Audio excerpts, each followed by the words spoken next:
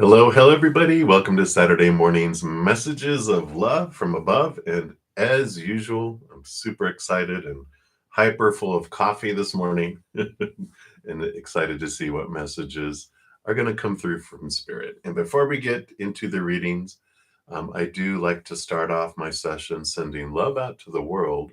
So if you'd like to join me, I'm more than welcome that. I'm just going to take a big deep breath, come back to right here, right now.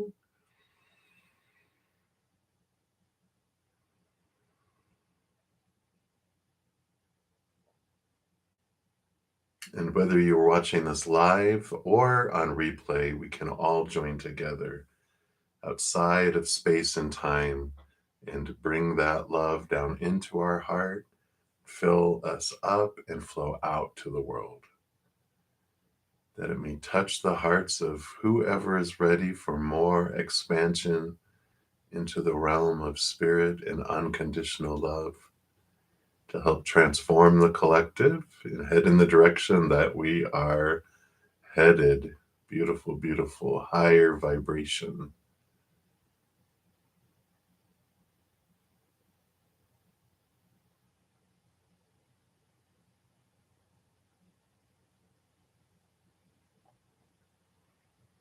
And if you yourself are in need of unconditional love right now for your heart, your mind, your body, a friendship, a relationship, a loved one, a situation, whatever it may be, we send love to you as well.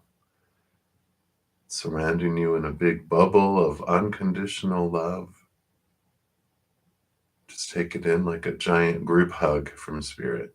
You are surrounded by a host of beings of unconditional love and light who love you so dearly and are always by your side. You are never, ever, ever alone.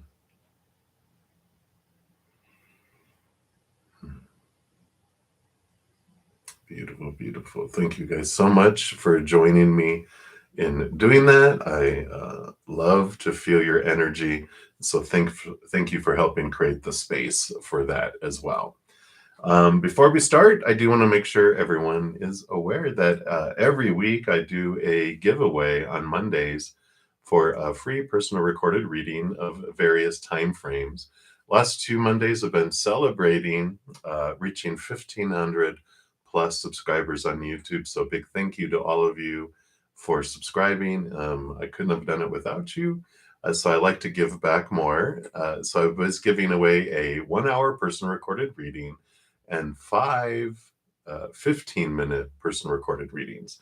So a total of 6 winners. I'm doing the same thing on this Monday, and I guess it helps if I post the video link. So if you want to check that out, every Tuesday I post out the video for the following week, for that next Monday, announcing what I'm giving away and how you enter the drawing. I have some exciting new drawings that I want to do the following week. So if you have subscribed, if you make sure to go into your notification settings and have all selected, you'll be notified of any of the winning videos, any of my new drawings, and any of my new videos that come out. And let's take a look here. We do have April's readings by each individual zodiac sign did come out this morning. And let me take a look here. And let me just here. I have to make this a little smaller so it'll fit in the chat here. There we go. So we do have, here's the playlist. So we have eclipse season happening in April and a Mercury retrograde. And I know we could be like, oh no, but with all the energies, it's information, right? All the astral energies that come in and are influencing us day by day. It's like mood lighting and plot twist in this giant play that we're in. As long as we're aware of it, we can use it. Like Mercury retrograde gets a bad rap. People are, like, no, not Mercury retrograde. Things are going to be awful. all that means is like the tides. I love the explanation Annie Botticelli. I studied astrology under her for a little bit, and she has this wonderful way of explaining Mercury retrograde, which is much more calm and accepting, where when Mercury's direct, we can have action towards things, and we're launching stuff like, like when you launch a little boat. When the tide's going out, that's when you flow with it and things go smoothly. Things unfold very easily. That's when you launch new stuff, new, like that. But when Mercury goes into retrograde, the tide's coming in. And if you try to launch a boat when the tide's coming in, you're fighting against trying to get out there, and usually the boat capsizes, and it's very difficult. If you are able to accomplish anything, you have to try so hard for it, and your progress, eventually fails because it's constantly tide, big waves, and it capsizes you. So during a Mercury retrograde, it's good to not launch new things, but review. It's like repairing your nets. We sit and we, scrape the barnacles off the boat, and like I said, repair your nets, and you prepare and review, reflect, and then when the Mercury goes direct, the tide goes up. That's when you launch. So there's beautiful, and the review process is so rich and so helpful during that time. So we use the energies for our benefit. So just a little bit of information there for that. We also had put out a new pick a card, which was all about where can you use some light in your life. So if you haven't checked that out, there is the link for that. And then also we had an Aries new moon that came out with the equinox. Not equinox. Yeah, equinox, right? Yeah. The spring and fall equinox, started spring, moved from Pisces to Aries. So there's some great information on that one too. So those are the ones that I wanted to share there. And so there you go. And we will get started into the readings here. Let me just get my little desktop all set up here, and we will get started. Hopefully everyone's having a great Saturday or great weekend wherever you're at in the world. And let me just concentrate for a moment here. I don't want to lose everyone. All right, there we go. And if you're new to my channel or new to these readings, how the free readings work is I do go down in order in the chat, first come, first serve. There's no special list. The chat is the list. All you have to do is put your question there. If you don't want to put your business out there, you can just put in like a general reading is what I want. Spirit knows what you want. This human doesn't need to know, and the chat room doesn't need to know. We'll just pull cards, and then Spirit will bring you what you're looking for. If anyone makes a donation, I do honor that as an energy exchange, and I step outside of the free readings. I prioritize those. I go deeper into those as well. And then when I'm done, I step back into the free readings and continue to move down the list. I'm usually on for about 2 hours, so I can get through a lot of free readings during that time. And to make a donation, you can use the super chat down below. YouTube does take a third of that for administrative fees. If you want to make a donation another way, you can check out the pinned comment in the description box of the video. I have Venmo, CashApp, PayPal, and Square. So all of those are available too. So that is the skinny. And we will get going here. And hey, everybody, and a big hello to everyone. I'll say hi to you as I reach your reading as well. But a big hello, and I'm glad you guys are here. I do have a donation, so I'm going to start off with that. Thank you, EE. And Spirit, what does Spirit want you to know if you'll get a second job soon? Oh, my goodness. A second job, all right? Let's take a look here and see. What spirit wants you here? I was about to say, I'm exhausted thinking about a second job, and the Ten of Wands here does show this, you know, balancing. You see the burden. There, this little person here has all these flowers on their back, and the Ten of Wands is about a change of energy, letting there's so much energy invested in so many things, and it's about a restart, a reboot, really focusing on where you're investing all of your energy. And it's like this simplification that's happening. And the King of Cups is a balancing energy too, which, because the King of Cups rules over water, but all the kings are given air as well. So that's balancing heart and mind. And I feel like they're saying, rather than a second job, it's like balancing life, finding out where it's like all the money is going, right? All this energy, where are we investing it? Are there things that can be cut back? Are there simplification of things that can happen, where where's the I almost feel like with all the boats on here, they're like, where's the hole in the boat where that things are leaking?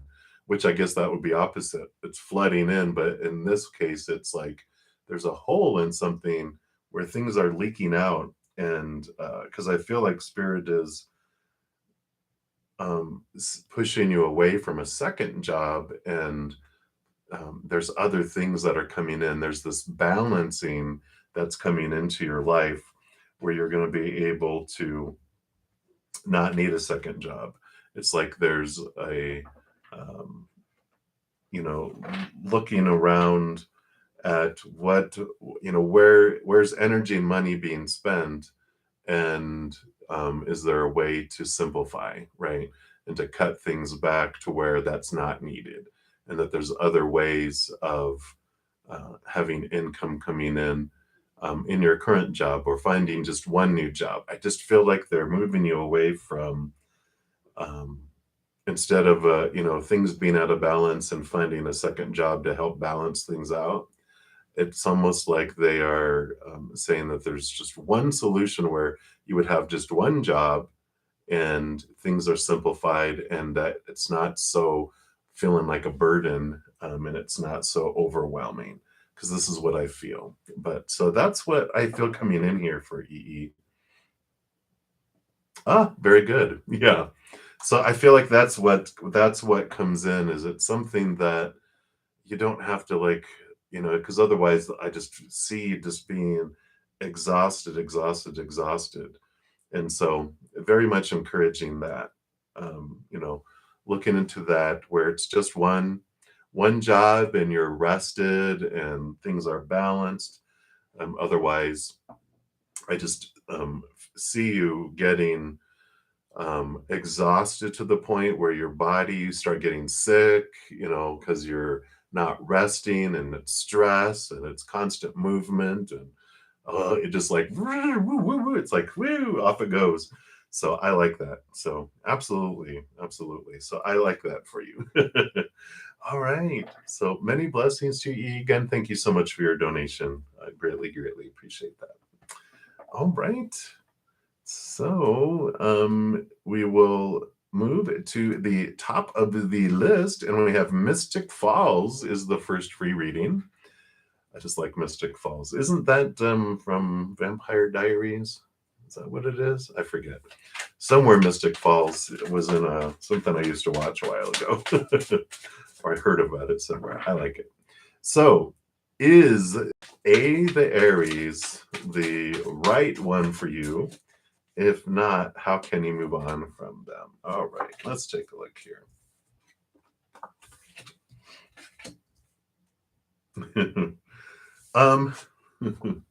So are they the right person for you? I feel like right now, every person that comes across our path, there are no accidents. Everybody's a divine appointment that comes across our path. And they are either in our life for an hour, a day, a month, a year, a decade, a lifetime. they come in on purpose for a purpose to teach us things and to have us really realize a lot of stuff. They are the right guy for you now, but they're not your life partner. You're not going to end up, with your soul partner, that this is the one you end up with the rest of your life, because they are teaching you here the chariot. The chariot card is the power of choice card, which tells you that in every moment, you are the one that gets to choose what mental story you apply to any situation, what emotion you want to feel as you go through it, and where you want to invest your energy. So they are teaching you through this wonderful laboratory that you guys are in together, that regardless of what they do or do not do, you get to decide what story you put to that. Is it about me? Every moment is a choice between unconditional love and power, or the fears of losing conditional love of our human side. So it's the two sides of us, the two spectrums. Our human side has our lower vibrational energy of fear, but our higher self that we can connect to is the higher vibrational energy of unconditional love. And every moment is a mental choice between a story of one or the other, an emotion of one or the other, energy that I'm focusing on of one or the other. And this is the power that you're learning, is that no matter what stupid thing they do, or the loving thing they don't do, whatever these, this 10 of swords is all the thoughts and the beliefs and the mindsets, all these expectations of supposed tos and shoulds and need tos and have tos and musts around a relationship, around interactions with people that are supposed to be, should be, need to be, have to be, must be. A lot of those buzzwords tell us that, oh, this is all in my head. All the stuff that I've been told are supposed to happen.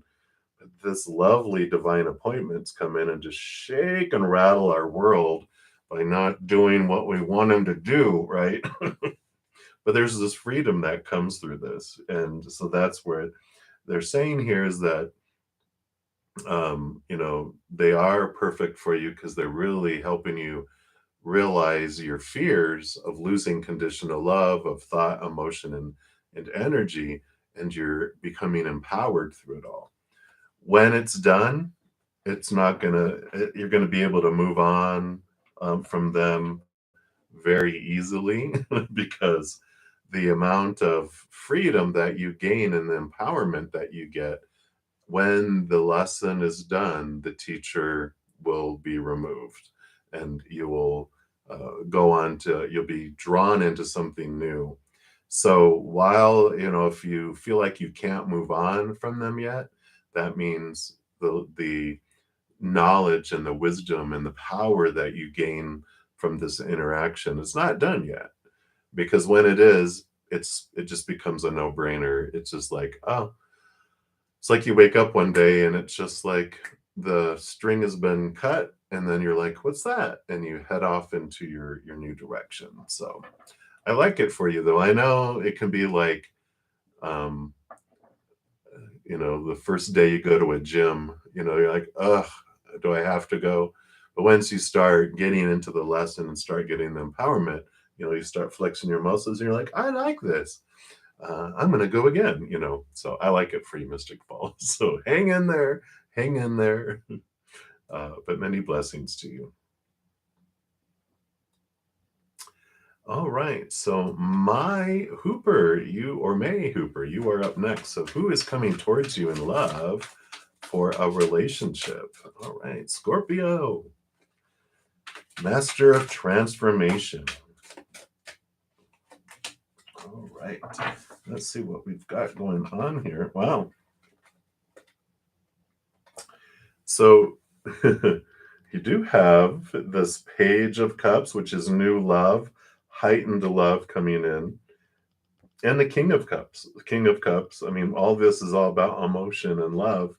And both of them offer this Ace of Cups, which is this wonderful journey that we're all on, that this is the love that we're really looking for, which is the chalice, the Holy Grail. It's full of the unconditional love of the higher realms.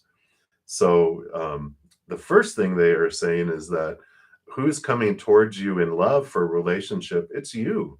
You are coming to yourself for a relationship. It's a self love. It's your turning inward and upward and really discovering the love that you've been looking for all along. And I like that because when you do that, what that does is that allows you to see love in the outside world in a much different way because we can't love others more than to the extent we love ourselves, nor can we accept love from others more than to the extent we love ourselves. Spirit always, they showed me, like, when I loved myself this much, no matter how much love I want to give others, it's just going to drip and trickle out. No matter how much love someone wants to give me, it just drips in and trickles in. But when I focus in on this higher love, my self love expands and my ability to love and be loved expands. And so it's a win win. I get to feel this love I've been searching for all along, eternal, unconditional love, never ends, nothing I can do to lose it. Right?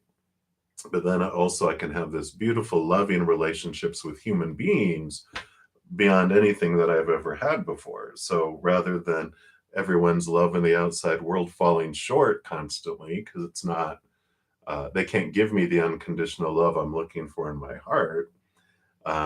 So when I find it, then I stop expecting them to give me the love I'm looking for, and any love they give is above and beyond and extra. So it's like, oh, wow, this is abundance instead of lack. So I have a whole switch and change here. So as you expand your inner love, I feel like you're in this kind of pause in life right now where spirit's like blocking relationships coming in because at the vibration that we're at, you were going to continue to draw in what we've always had. And you're like, I'm done with that. I'm like, bleh. It's bland. It doesn't bring me what I want. It's disappointing. It fails me, right? So they're kind of going, let's just pause things coming into you right now because you're been and are working on raising your self-love vibration to this higher place that you won't draw in this old lower vibrational love that we've gotten before, which we wanted to experience because when you draw in the new love, you're going to appreciate it so much more having experienced blah, blah, blah, right? So I like this for you. I feel like the more and faster and the more energy we put into raising our self-love vibration, the faster things speed up, and then they drop the hold on love, and then it comes in. So it's happening for you, because you are tired of experiencing the same type of love that you always did before. When we do what we always did, we get what we always got. And we are done with that. And I'm glad, May. So that's what they have for you. So many, many blessings and much love to you. Hang in there.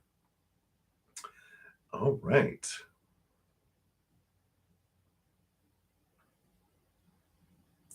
Very good. Oh, sorry, your phone died, Brown Sugar. I haven't gotten to you yet, so you're still good.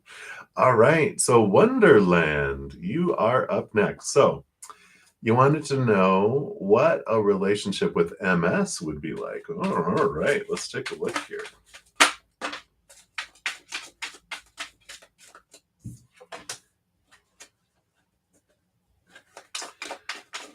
And what else? All right.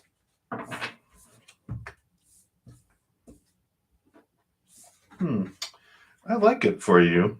It would not it wouldn't be easy breezy, but they definitely would make you face any emotions you have around lack or abandonment, having felt out in the cold or left behind, or any of those things, because they would make you really appreciate your true self. Like they would really push you to be your authentic self.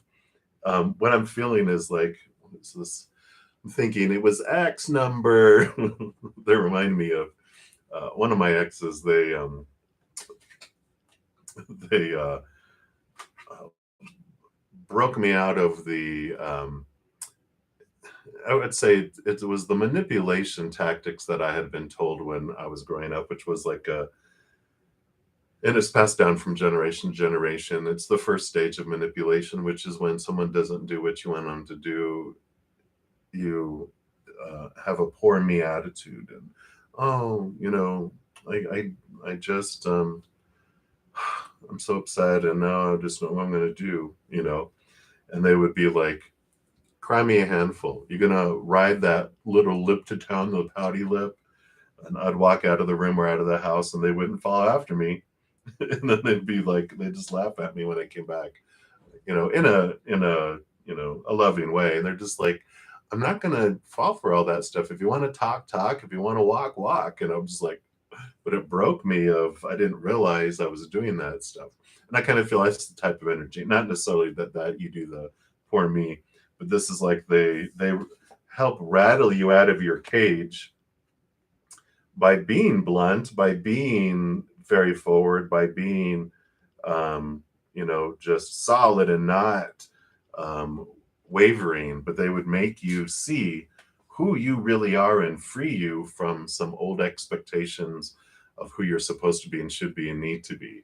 Um, I feel like it's like, um, it wouldn't be long term.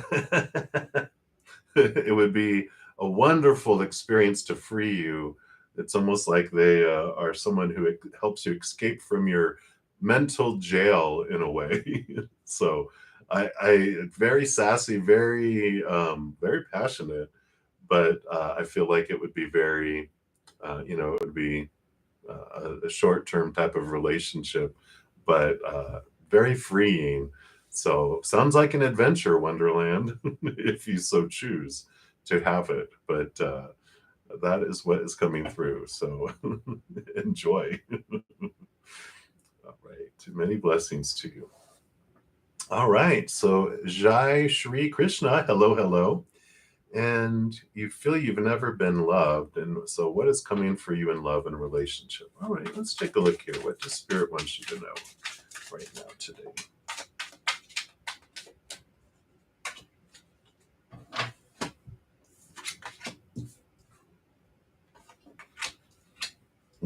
Yeah. So I see here with the Three of Swords, swords are our thoughts, our beliefs, our mindsets, our attitudes, our expectations.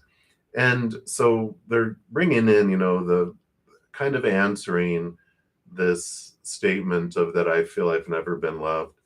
And what Spirit is saying is that the reason why we feel unloved and disappointed, one is that when we look for it in the outside world, we are always going to feel disappointed because we're given this long list of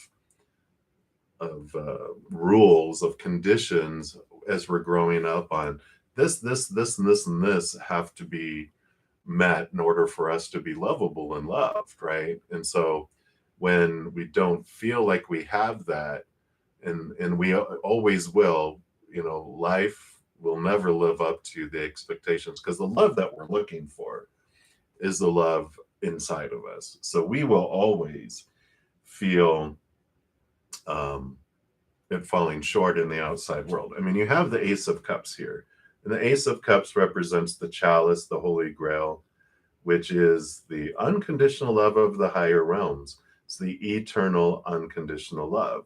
We're told to come down here and we're told to search out in the outside world for that which will complete us, but it always falls short. That's where the expectations equal disappointment card comes in.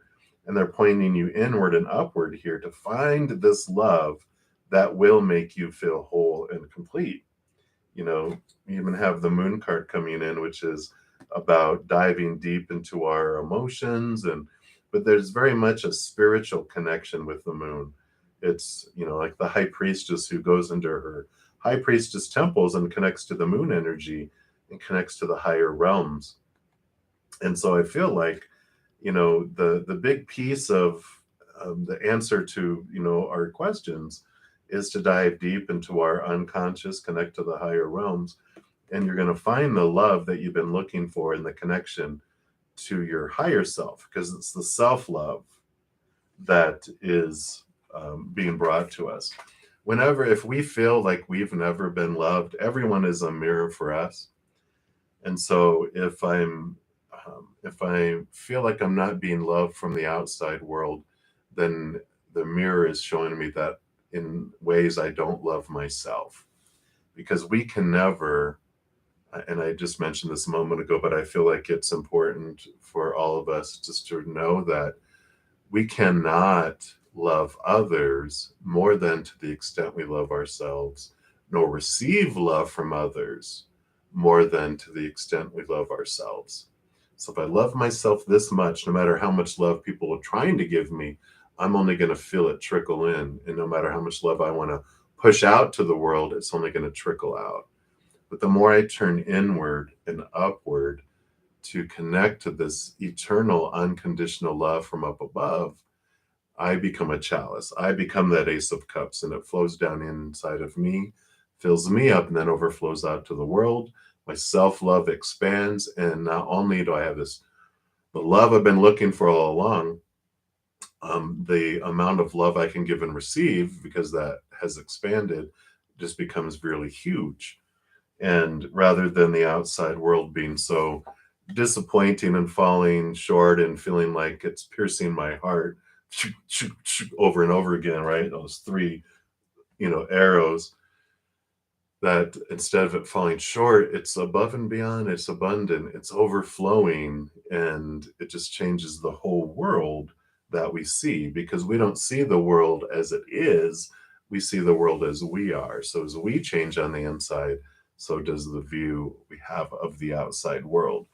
So I feel like right now, the important thing that Spirit wants you to know around love coming for you is the important piece, to begin to focus more and more and more on your inner love, because otherwise we have a low love vibration and we keep drawing in mirrors that are going to reflect to us how we feel about ourselves. I know my 5 long-term relationships were my master teachers. I look at them now and I'm like, they were always showing me what I wanted to see about myself until I saw it. I had a great disrespect for myself, and they reflected that to me by cheating, by how they spoke to me, and everything else. And I realized a wonderful book, if you're looking for some guidance, is The Path to Love by Deepak Chopra. I'll warn you, I threw it across the room at least once, but it was so revealing and healing and opening of my heart. So if it resonates with you, check that out. But it's beautiful, because then it just, if you, the love that will be coming to you will feel like this for a little while. And you can choose to go into those, because they do reveal a lot. They definitely help us move forward eventually. But they're not going to give you the love that you're looking for. But you can continue in the dating scene and go, another one of those, another mirror. It's the same person in a different body, the same teacher, just a different classroom, or the same classroom, just a different teacher, I guess is the way to say that.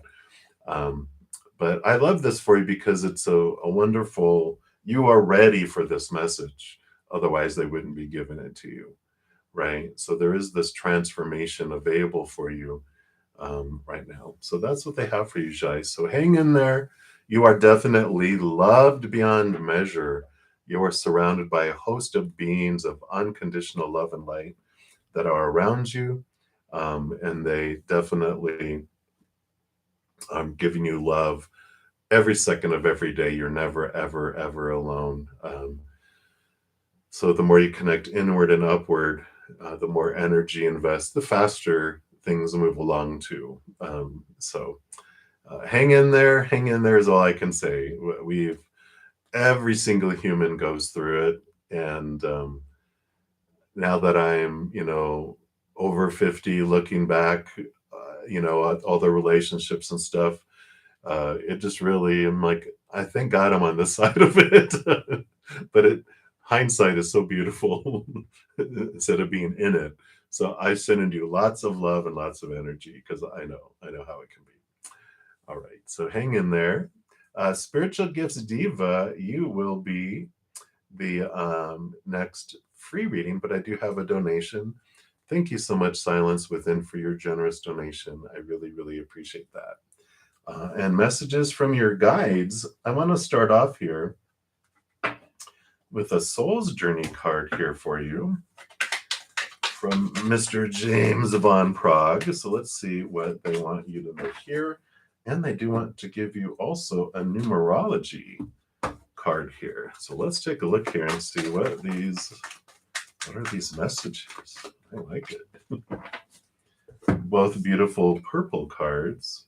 I like these here. I feel like that this is important for you to see for some reason. Oh, I didn't even realize these cards look alike. I'm observant. All right. So the first card you have up here is adversity. And that says, I accept that challenges are the best way to learn. Wow. And then you also got effort. Card number 13. So I just want to put these here so you can see those. And let's see what messages come through. We'll start with adversity, right? It seems to be we learn the lessons. The hardest lessons are the ones we remember forever, right? When we learn the hard way. It says, no one ever said life was going to be easy. Obstacles are presented to you so that you may overcome them. Believe that you will, because if you don't believe in yourself, no one else will. Confidence comes to those who have succeeded in conquering adversity, and then the next hurdle won't seem as daunting. Adversity is an opportunity for you to reach out to your soul family. You are not alone in this time of challenge. If you need help, others are waiting to offer assistance. And this test may have come into your life to teach you to receive rather than to give. I know, right?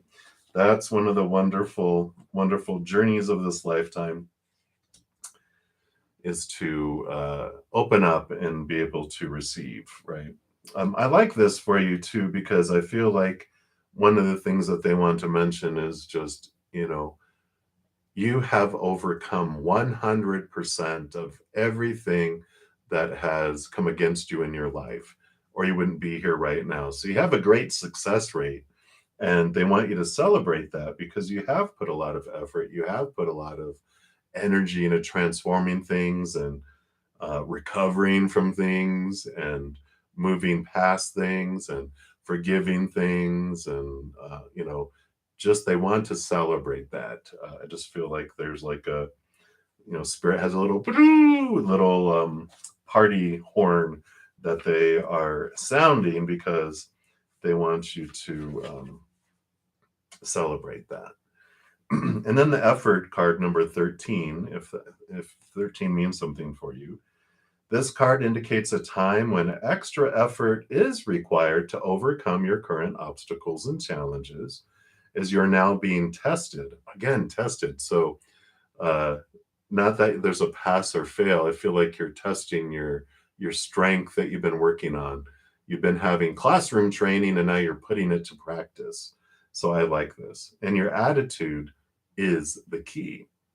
Rather than surrendering to self-pity, laziness, negativity, or frustration, you're urged to utilize your inner power, for you are stronger than you think.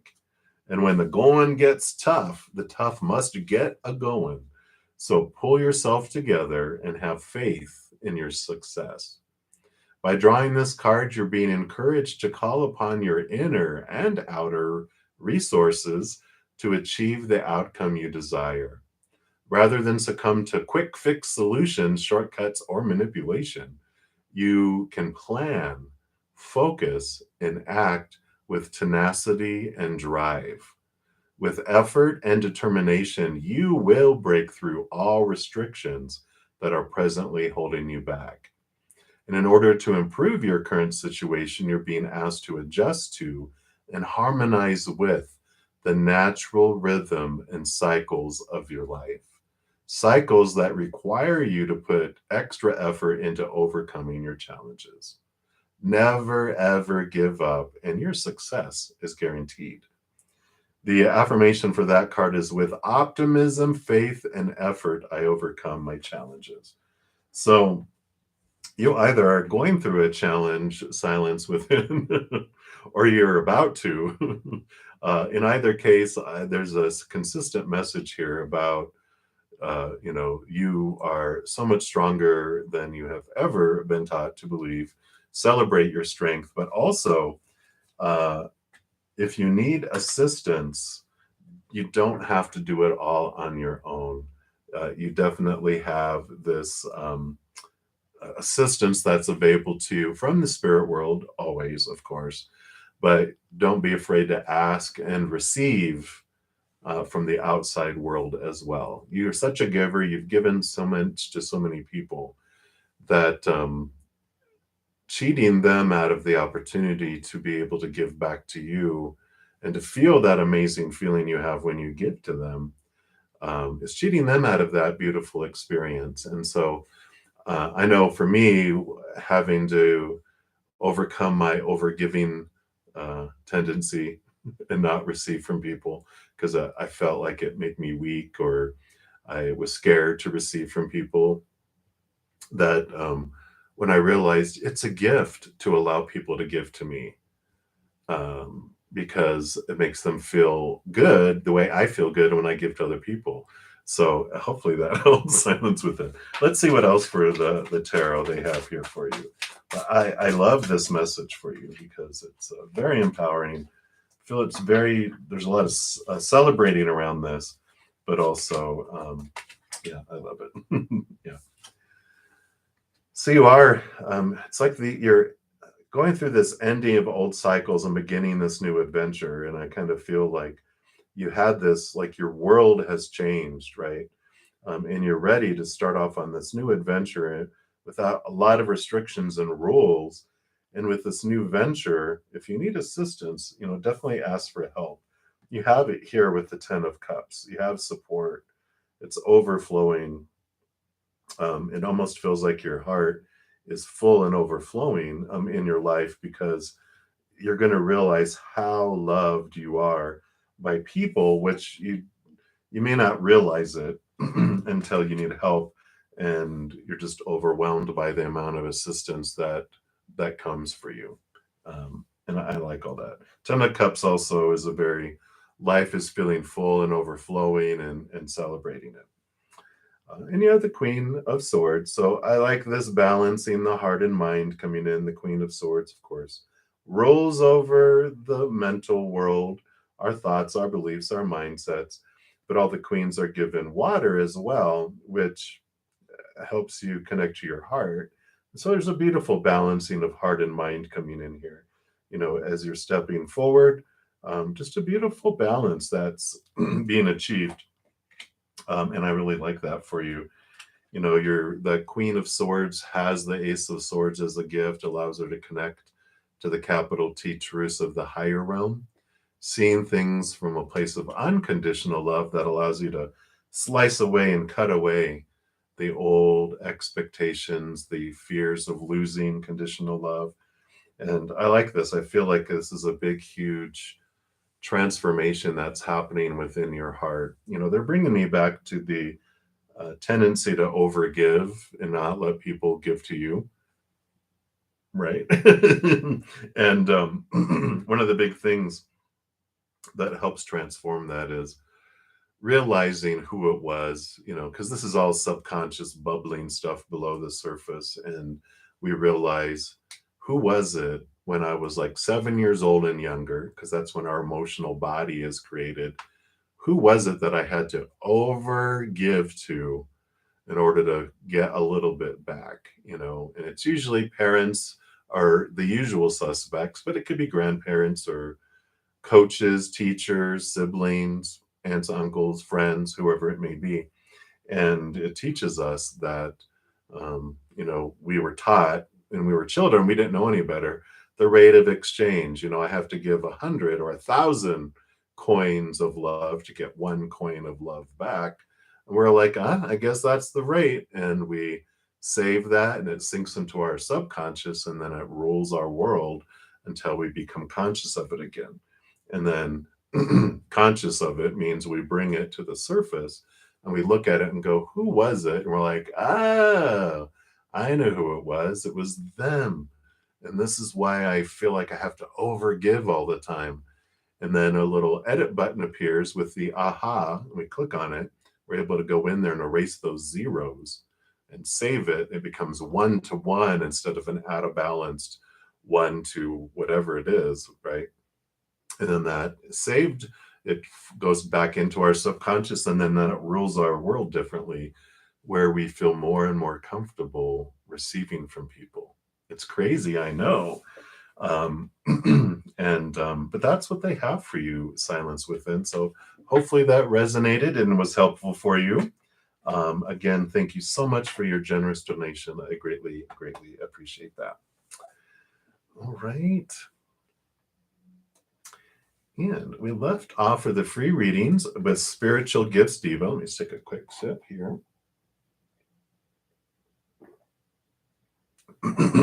Excuse me. So, Spiritual Gifts Diva, any blessings coming to you soon? Let's take a look here and see what Spirit wants you to know here. All right. Well, excuse me. You have lovers here, which could be an important relationship coming in for you. I think we had that before, that we know that something's coming. But this also is the power of emotional choice card coming in. And the Five of Cups also teaches us that, because the Five of Cups tells us 5 is the number of change and transformation. We've got the 3 cups that are spilt here, which are the lower vibrational emotions we came here to experience. But once we realize, okay, I felt that enough, we have the 2 of Cups up here, which is basically the same energy of the Lover's card, in the power of emotional choice, that this beautiful blessing comes in, that you realize I am the one that gets to choose what emotion I feel in each moment. Yeah, we have these, excuse me, these supposed to's and shoulds and need to's, all these popular opinions that when this happens, this is how you must feel. And it's like, but I don't wanna. And you have to. And it's like, no, I don't have to. I can laugh at a funeral if I want to. I don't have to be sad. I can choose joy. And it's like, how dare you laugh during a funeral? And it's like, why? I feel their presence. They're joyful on the other side. They're this powerful being in a place of unconditional love and joy and peace and laughter. They're all giddy, happy, excited. Well, you need to honor and mourn them. And I'm like, I can mourn that they're, that I don't see them in the physical realm. I go, but right now I'm laughing, and I can choose to laugh in this moment. Because of that, I can mourn later. I can mourn in 10 seconds if I want, but I don't have to always feel a certain way that I'm supposed to. And I love this transformation, this empowerment that's just coming in, and we know things, but then when it drops into our heart and we know things, I feel like this is what's happening, the blessing. Because I feel like you're aware, you understand power of choice, blah, blah, blah, blah, blah. It's in our mind, right? But when it sinks in and we feel it throughout our entire being, I feel this is what's coming for you. And what a blessing it is just to step into that power of choice and practice it, just because it's not, sometimes we'll fake it until we make it, and then it drops into us and we're like, oh, this is how it feels. So that's what I feel is coming for you, Spiritual Gifts Diva. So many blessings for you. I like it. All right. So we'll continue moving down the list here. Um, yeah, absolutely. For anyone new that's come in, um, I'm not quite, usually at the top of the hour, I just mentioned to everyone how it works. And free readings, all you have to do is pop your question into the chat. I do go down in order, first come, first serve. And if you don't want to put your business out there, you can ask for a general reading. And if anyone makes a donation, I do honor that energy exchange. I do prioritize those, step out of line to complete them, go deeper into those.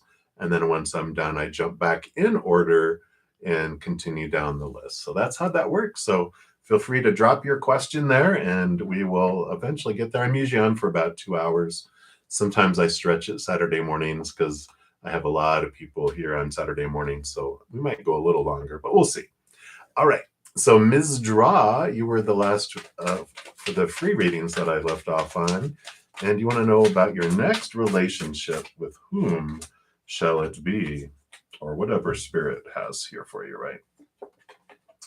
Wow. Well, you have two aces. So it will be with someone new, someone that you don't know. All this newness coming in, it'll be a new opportunity that opens up in the outside world. I feel like the Ace of Swords is about, unlocking our mind here with the key, seeing things from a different perspective, letting our expectations go. Because I feel like it's going to be someone that is like not your type, right? Not someone that I normally would pick, that I feel like I would be attracted to. And you're just going to be like, who is that? You just have this draw to this person. And I like this for you. I mean, with all these aces, I feel that it's going to be sooner than later here because it feels like new, new, new. I just feel like this energy of that it's going to be happening, any moment. So, but definitely the important piece while you're waiting is to really look into your expectations of what I'm open to, what I want to, what type of person, how I'd want to meet him, who I'm supposed to be in a relationship, and just all these expectations. That feels like you're just opening it up to allow more of the creator to bring in, a person, that they choose. It's actually your higher self choosing with them, but it's opening it up, allowing it, the who, the how, the when, to be wide open, because you have the what. I want to have love. So, who's coming? And you're just allowing it to come in there. But someone definitely, definitely different, out of the norm for you. And so I like this. The earth energy and the air energy coming in there. I feel like it doesn't, they're not telling you a whole lot because they want it to be wide open. Because I was like, is it an air sign? Is it an earth sign? And they're like, no, this is all about trusting and letting go of expectations and let it be wide open and enjoy the adventure, enjoy the scavenger hunt. And I'm like, okay, if that's the way we want to play it, and that's the way they want you to play it right now. I feel like it's important for you to just be open to it and not be pursuing it, but just allowing it. It's that divine feminine energy of become the chalice and say, all right, I'm the cup, come bring it to me, and allowing it, releasing the control, releasing the have tos, and allowing it to come in. And in the meantime, have a blast, go do the things you love. If you don't want to do a pottery class, go do a pottery class. Just let your passion flow into living life, and then just we go like trust that they're going to bring the perfect partner for you, for your next relationship. So I like it for you, Miss Draw. I know, what a growth thing, right? All right. So that is what they have. Many blessings to you. All right, Manju, hello, hello. And you'd like to get an energy reading. So let's take a look here. What does Spirit want you to know right now? But the energy coming, I feel like they're saying this is what's coming to you in your life here. Okay. So I like that you have the joy and celebration and groups coming in here. And I feel like the time of like the Nine of Swords, the nine is a hermit's journey, and it's the nightmare, the insomnia, the fear of losing conditional love, and all the expectations, trying to live up to all of it, blah, blah, blah. But I feel like this time is ending because I feel like you've kind of maybe been pulled back and kind of reflecting, kind of super reflecting, just hesitant on being out in the world. But I feel like this is a time here that spirit's like going, it's time to get together with those close few friends and have this joyful time with them. It's not, you don't have to be around this huge group, but I feel like you have a small, um, um, couple of friends. It's like, like three would be you and two others, I feel. And it's like, it's time for you to allow yourself to go, hey, would you two like, let's go out to eat or go get coffee or go for a walk or whatever. It's just time for you to allow this um, like a little chosen soul family, this your little soul group, your posse to come together. So I like that for you. They like it's time. It's time for that. So that's what they have for you, Manju. So many blessings for you. All right. So next up we have Elin. Hello, Elin. Good to see you. And you are wanting to know, what are you lacking and what changes can you make in yourself to become successful in your career? All right, let's take a look here and see what does Spirit have for you here. So the first one is what you are lacking here. Patience and temperance. Oh, welcome to our world, right? Definitely. Temperance is allowing things to unfold, and the temperance is the moving back and forth. It's like two cups. There's this base element, a metal of some kind, bronze or whatever it may be, and trying to convert it to gold. It's like going back and forth between the two, just trusting that with each step, it's transforming and it's becoming what it wants to eventually become, which is gold. But temperance kind of is about enjoying the process, enjoying the journey, not so much the outcome. So it's that, if we are focused on the outcome, we spill the cup and, I got to start over. But it's like just trusting the process that it will unfold. So I like that. They're just like, you have everything you need. The element is there. It's just the time that it takes in the process and trusting the process. You don't want to take bread out of the oven too early and then it's still doughy in the middle when you bite into it, right? So I like that. Um, what changes can you make to become successful in your career? You got the Sun card. So, you know, the Sun card is you have everything. It's abundance. You're guaranteed success. It's just a matter of, it's like the gold, right? It just takes time to get there. It is Leo energy, and the Leo energy does talk about inner child and diving deep into our unconscious and our subconscious. The I like we don't have to become something more. The only thing that we have to do is to remove the obstacles that we have between us and how amazing we really are, because we create these barriers over our life to convince ourselves we're not these amazing, powerful, supernatural, eternal spirit beings made of unconditional love. We're powerful, we're endless, and we feel I have to become that. It's like, no, we are that. We just have to remove the obstacles that we've, clear off the spots on our glasses that are keeping us from seeing the perfection that we already are. because we are these perfect mountains, and we come down here as humans, little human characters, to walk around the mountain to discover the amazingness that we already are. The mountain doesn't need to become anything else. We're just discovering more about who we are. I think it's Rumi that says we don't have to find love. We just need to discover the barriers that we've created between us and love. So with that sun card, there's the things that we can do to help ourselves realize how successful we already are and who we already are, is just to go into our subconscious and in whatever way resonates with you, to look at who I am and who what have I created against it. Sorry, I was looking for a book here. Yeah. This is a wonderful book. If you're interested, it helps you get into your subconscious. I read this last year, Tapping into Wealth by Margaret Lynch, and she's hilarious and amazing, but so informative.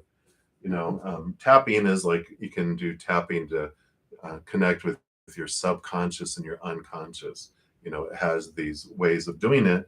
And she not only, it's about wealth, it's about success, but she just has so much helpful information and ways in tapping that you can do along with her, that helps you get into the subconscious and the unconscious, that transforms things. So I really like that for you. And that's what they have for you, Lynn. Many blessings to you and much love to you. All right. So the next free reading is going to be the Pink Rose. I do have a donation, so I'm going to complete that first. Thank you so much, H, for your donation. Greatly appreciate that. And you want to know, how is Capricorn? You haven't heard from him in a month. Okay, let's take a look here. All right.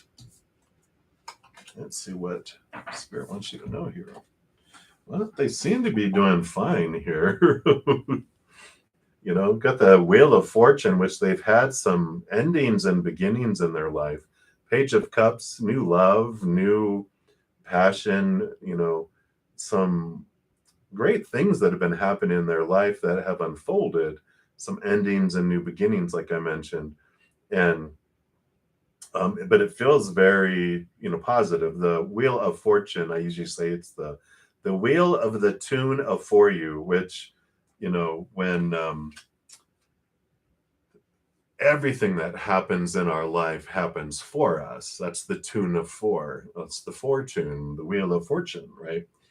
And but sometimes our human side goes, really? How is that? How is that for me? I can't see that yet. And sometimes we won't see it until we're back on the other side and we're going, oh, now I remember why I wanted that to happen. Makes total sense. But sometimes our human goes, I refuse to accept that that's for me. But the Wheel of Fortune says that they are, even the human side feels that it is for them. So, whether this is new love or new things unfolding, they definitely have some great things that had happened here. Yeah, so very balanced. So their life is really in a balanced state. So that's good. That's their earth element energy coming in. And I feel like they've really looked into their past here with the Six of Cups. That's the nostalgia, the memory type of card, childhood and past experiences and emotions. And the Eight of Swords is this, swords are our thoughts, our beliefs, our mindsets, our attitudes, our expectations. And it really tells us that we become aware of what of our own thoughts and beliefs and mindsets were keeping us feeling trapped and restricted and blinded before. So I feel like they've had like a epiphany of some sort that just really allowed them to move past some obstacles that they've had. And they're just kind of focused in on like living life. And I almost feel like their life is so busy. It went from like 0 to 100 miles an hour. And they just have so much unfolding everywhere that they are just behind in everything, right? They're just not communicating with a lot of people because it's like they're busy from when they wake up till they fall into their bed at night, exhausted in a good way. I just feel like they just have so much that they're experiencing that they just aren't communicating with a lot of people. So hopefully that helps out their age. But that is what they have for you right now. So many blessings to you. And again, thank you so much for your donation. Oh, good. Yeah. I feel like, yeah, they had this big epiphany, this change that's happened, this transformation. So good, good, good. All right. All right. So we had left off with the pink rose. And you want to know what are his feelings towards you? Let's see what Spirit has here for you. Wow. Kind of mixed feelings. It's like they've got the Magician, which is all about action and movement and very fiery, kind of passionate action. But they also have the Tower card, which is they feel like maybe there's this fear that things are going to be removed out of their life, which makes sense because I feel like they've had a lot of emotional interactions and relationships that they feel like they got tore out of their life, right?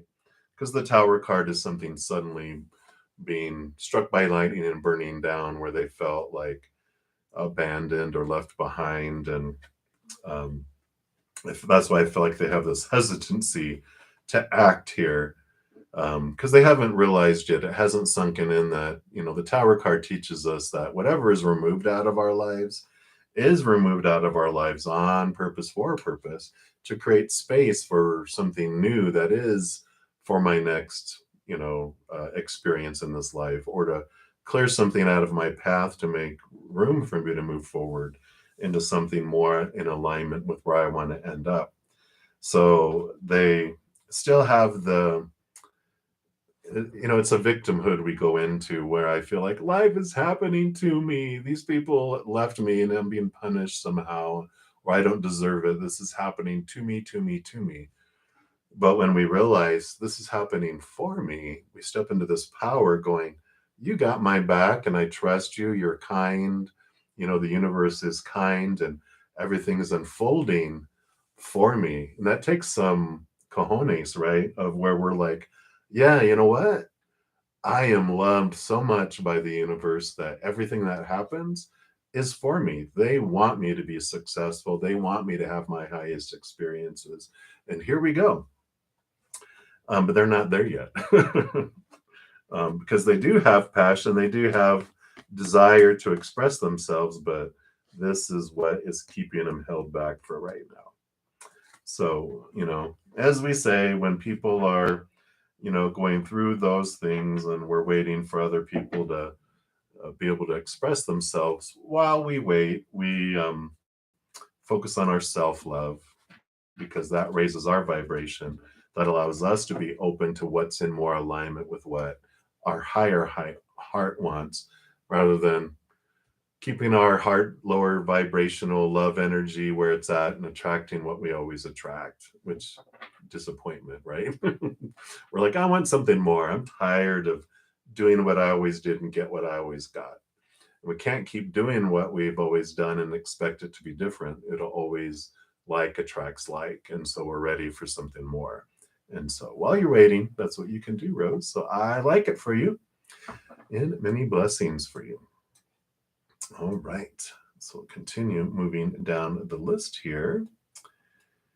And we are to Princess Pinky. Hello, Princess. And so are you aligned with Leo for a long-term future? Let's take a look here and see what Spirit has for you here. Let's take another quick sip here.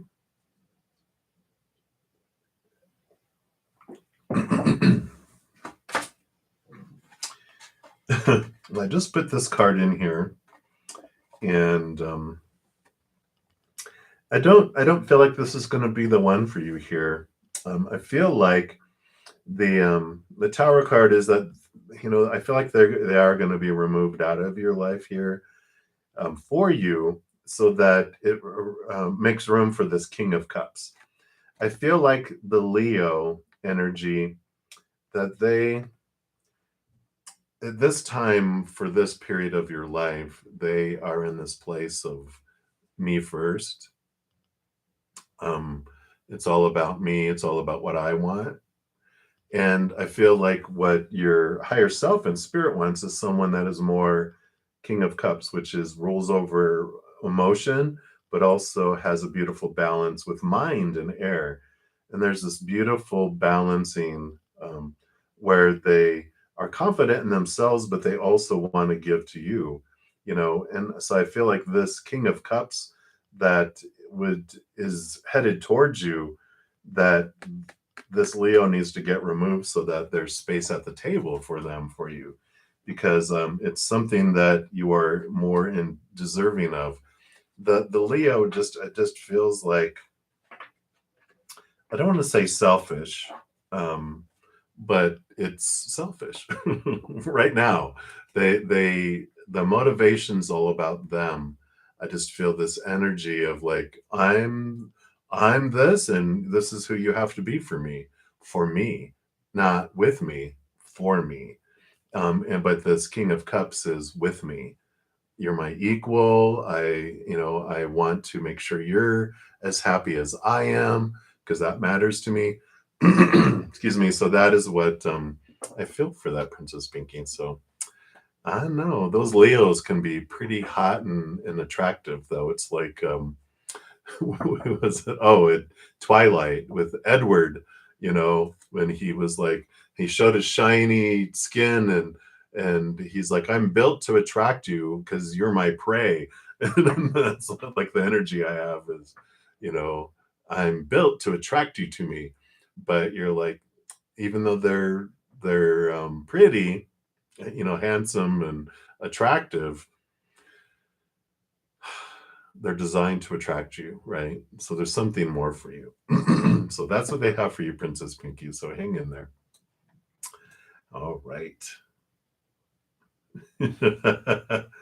Yeah, I'm a big vampire fan, LA. But that's why spirit, they poke on memories and they'll bring up different things.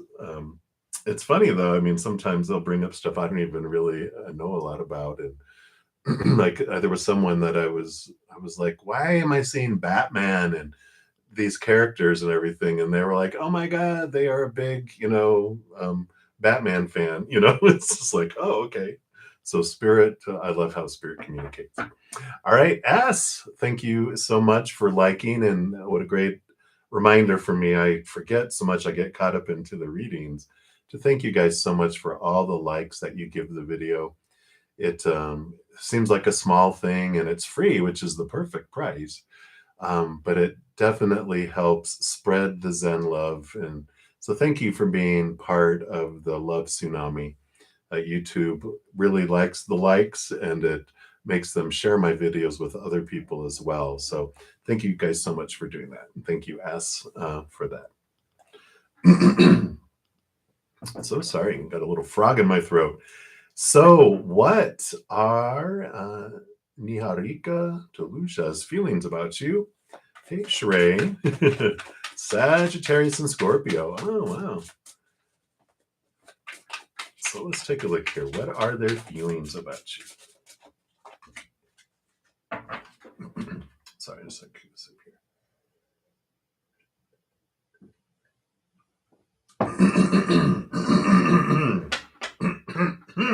All right.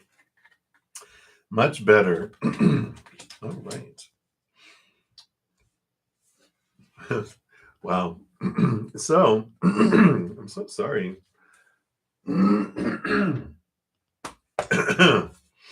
They don't want to say. They're holding it back.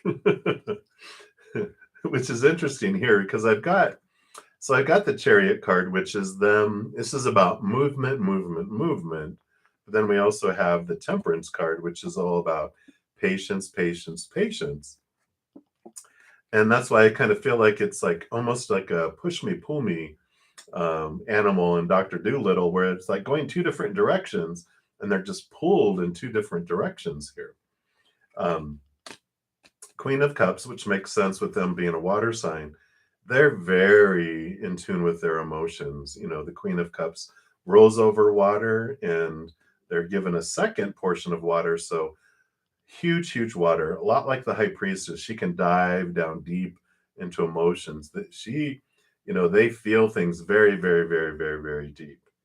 And they pick up on people's emotions, but that's what I just feel like that's what keeps them going back and forth between waiting and wanting to show feelings and waiting, wanting to show feelings because they just feel so many emotions all the time.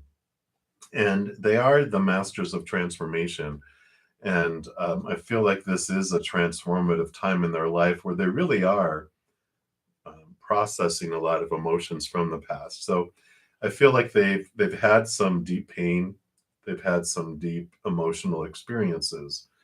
That's where the pause comes in. You know, they want to move, they want to have movement, emotional movement, but um, it's like it's just difficult for them to allow it and to express it right now. So I feel like there are emotions there. I just feel like now's not the time to push anything with them, that they are going through a transformation. Um, they're always going through transformation, but I feel like this is a major transformative time here. The Temperance card, too, is about alchemy and transforming and transitioning. So I feel like this is a time just to allow them to express what they feel they're able to express at the time, and just be patient with them if you're wanting to, be that wonderful, amazing Sagittarius self that you are, full of life and excitement and the childlike wonder of life. They can use that. They could use that brightness that you offer for them in their time right now. But I wouldn't look for any movement yet because they have to complete that transformation. Scorpios start off as scorpions and they sting, then they transform into snakes, but you still need to respect them because they can still have venom and attack, but they're shedding skin. I feel like this is where they are, is shedding some skin, shedding some old things. They eventually transform into an eagle that flies above storms, swoops down, still protects that what they love, eventually to the phoenix. But I feel like they're kind of at their snake shedding point of their life right now, where they're shedding some skin, and you don't want uh, with anyone with flaky skin around you right now. Just be your bright self, shed some light. They'll eventually emerge into this different place right now. Because when we ask how someone's feeling about us, it totally depends on what they're going through in their life, because that's the thing about people's feelings, humans' feelings. When we go into fear mode, you know, we're always looking at it in a mirror. And so when we're, how are they feeling about me? It's like it depends on the moment, who knows? But I love how spirit is just kind of transforming this for you too. And while you're waiting for them to finish this shedding of skin, you can look into the mirror that you're seeing in them and go, how am I feeling about myself, right? With their actions or non-actions, what is that bringing up from within me? Because that's the only thing that you can control, is how am I feeling about me? And when I look at them and how they're acting or not acting, what opinion do I have of them? What am I feeling toward them? That tells you a little bit about how you're feeling towards yourself in some way too. So I like this transformation that you're both going through, really, because that's why you guys have come across each other's path, is for this. So that's what they want you to know right now about their feelings towards you. So hopefully that helps a little bit for you. Many blessings to you, S. And again, thank you for the like. Okay, very good.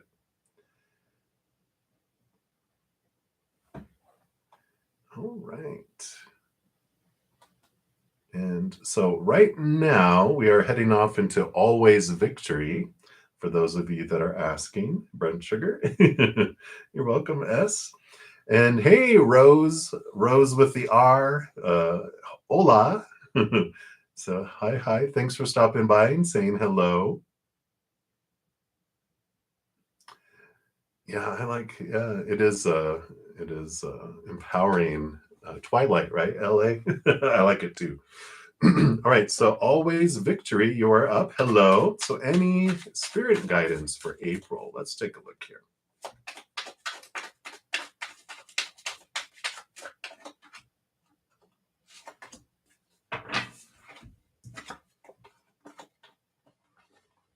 All right.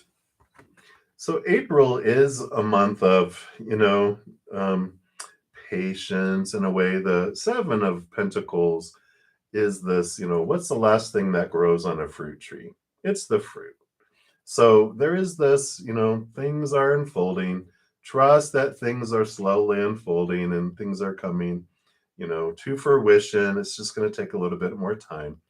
You have the Four of Cups, which I just feel like, the Four of Cups is this stability of emotion, because the four is a very solid number with like four huge legs on a table. It's a very strong foundation.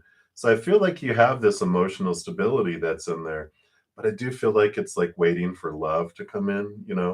It's like, here you are, and here's the April showers, here's the little umbrella that's blocking you for right now, because there are things that are unfolding, things that are still growing, things that you're still looking at in regards to love, that you are, it's like you're letting some stuff go that no longer serves. You're changing some ideas and thoughts around things.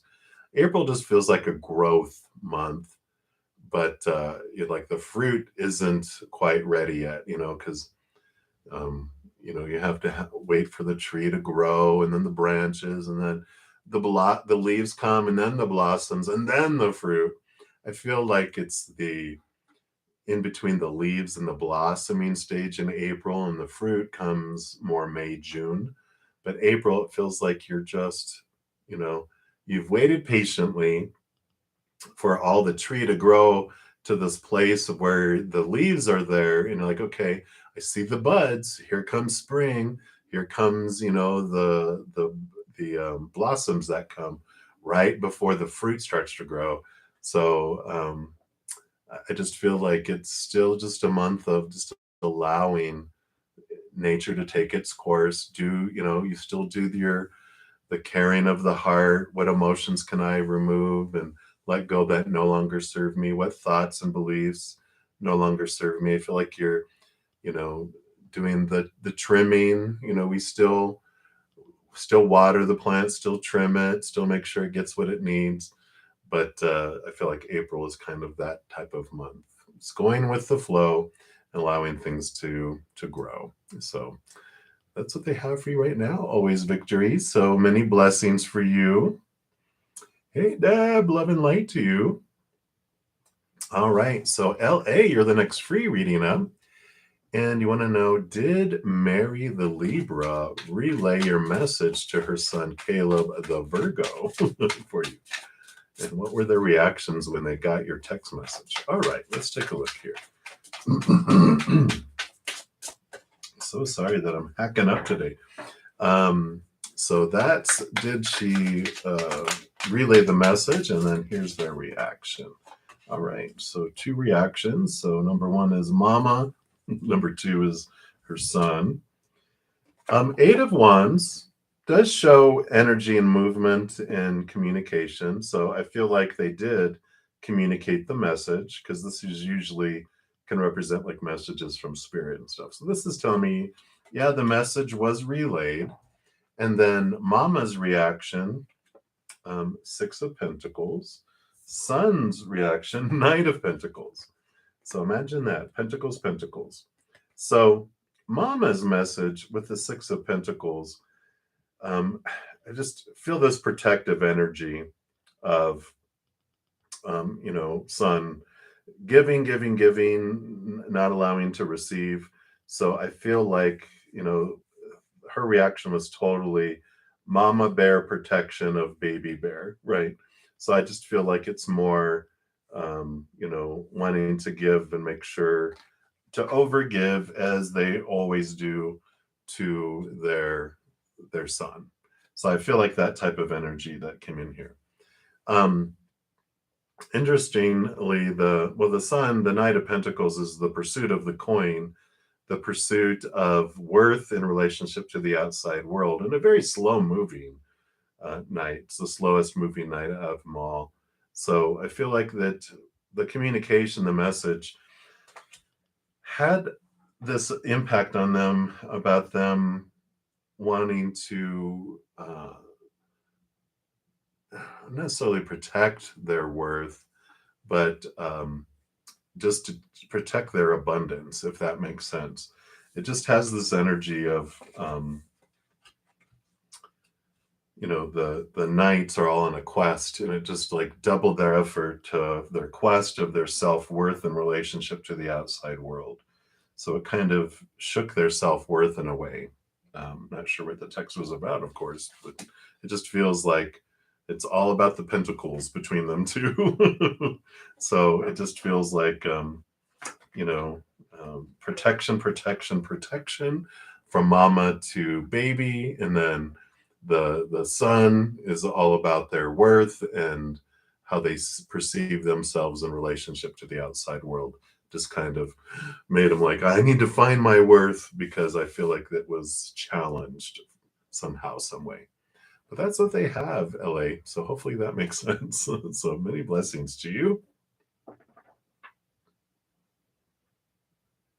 Oh.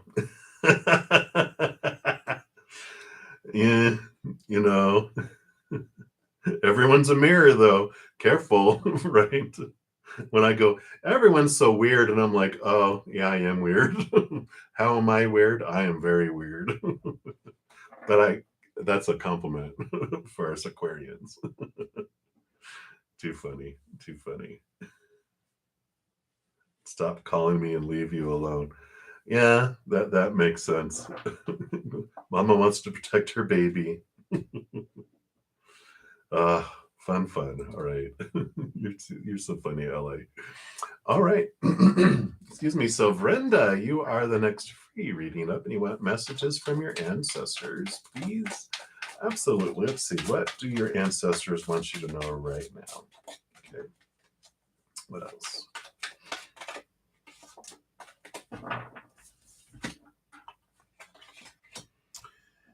Yeah, I like this. What I was hearing is that you're the one that you're the chain breaker. The emperor here, I feel, is really stepping up. The emperor's has a bunch of people that surround them. In their chamber, right, in the throne room.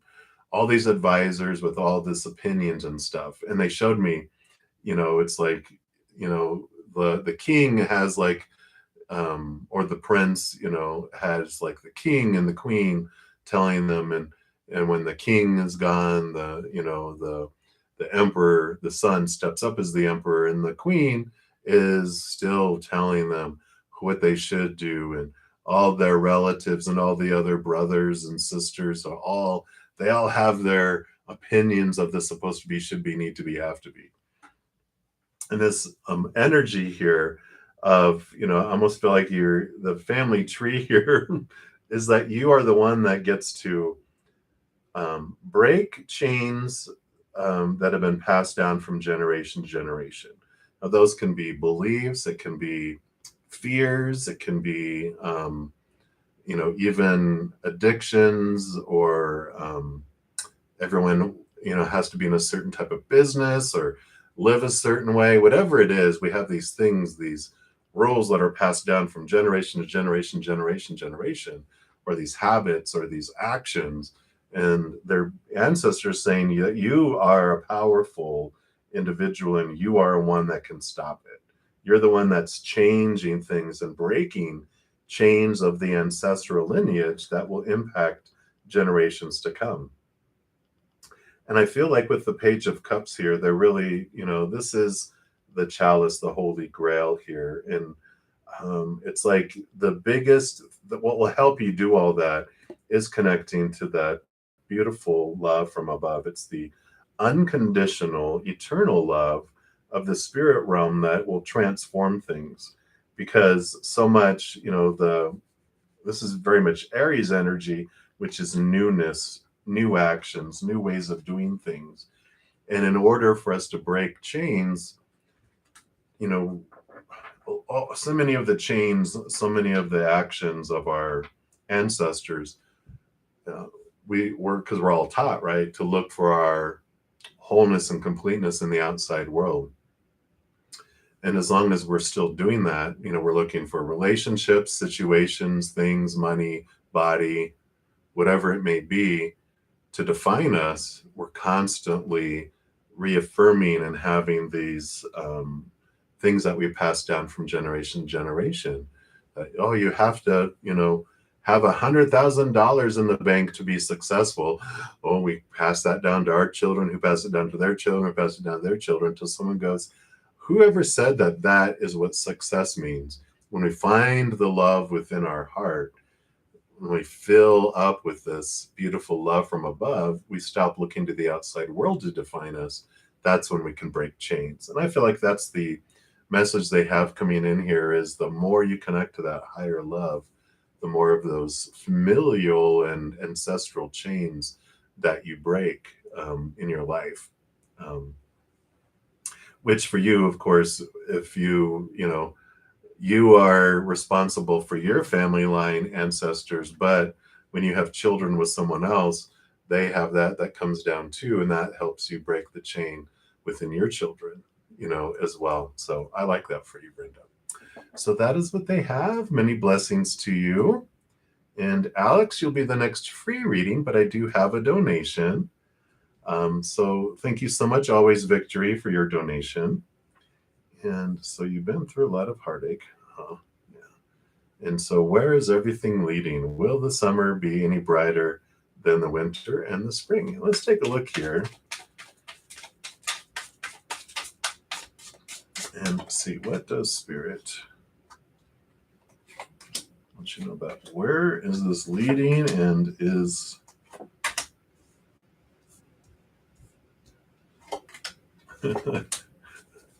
I'm hearing the Summer Lovin' from Greece playing in my head. So that sounds pretty exciting. But let's take a look here.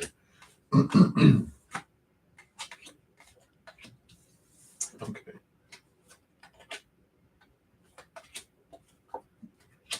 All right.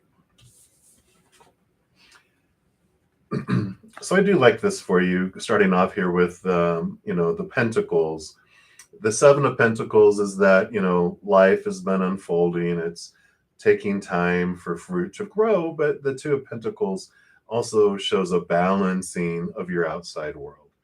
So I like that, where it has felt out of balance and like things have been taking forever to happen. I feel like the fruit is about to bloom here, and things are balancing out.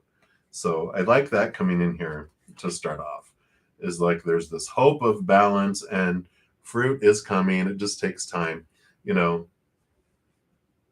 winter, and spring, spring just happened too, right? So spring is just beginning. Unless you're on the other side of the world, then I definitely understand different seasons. You're just entering fall in the southern hemisphere, but you're probably in the northern.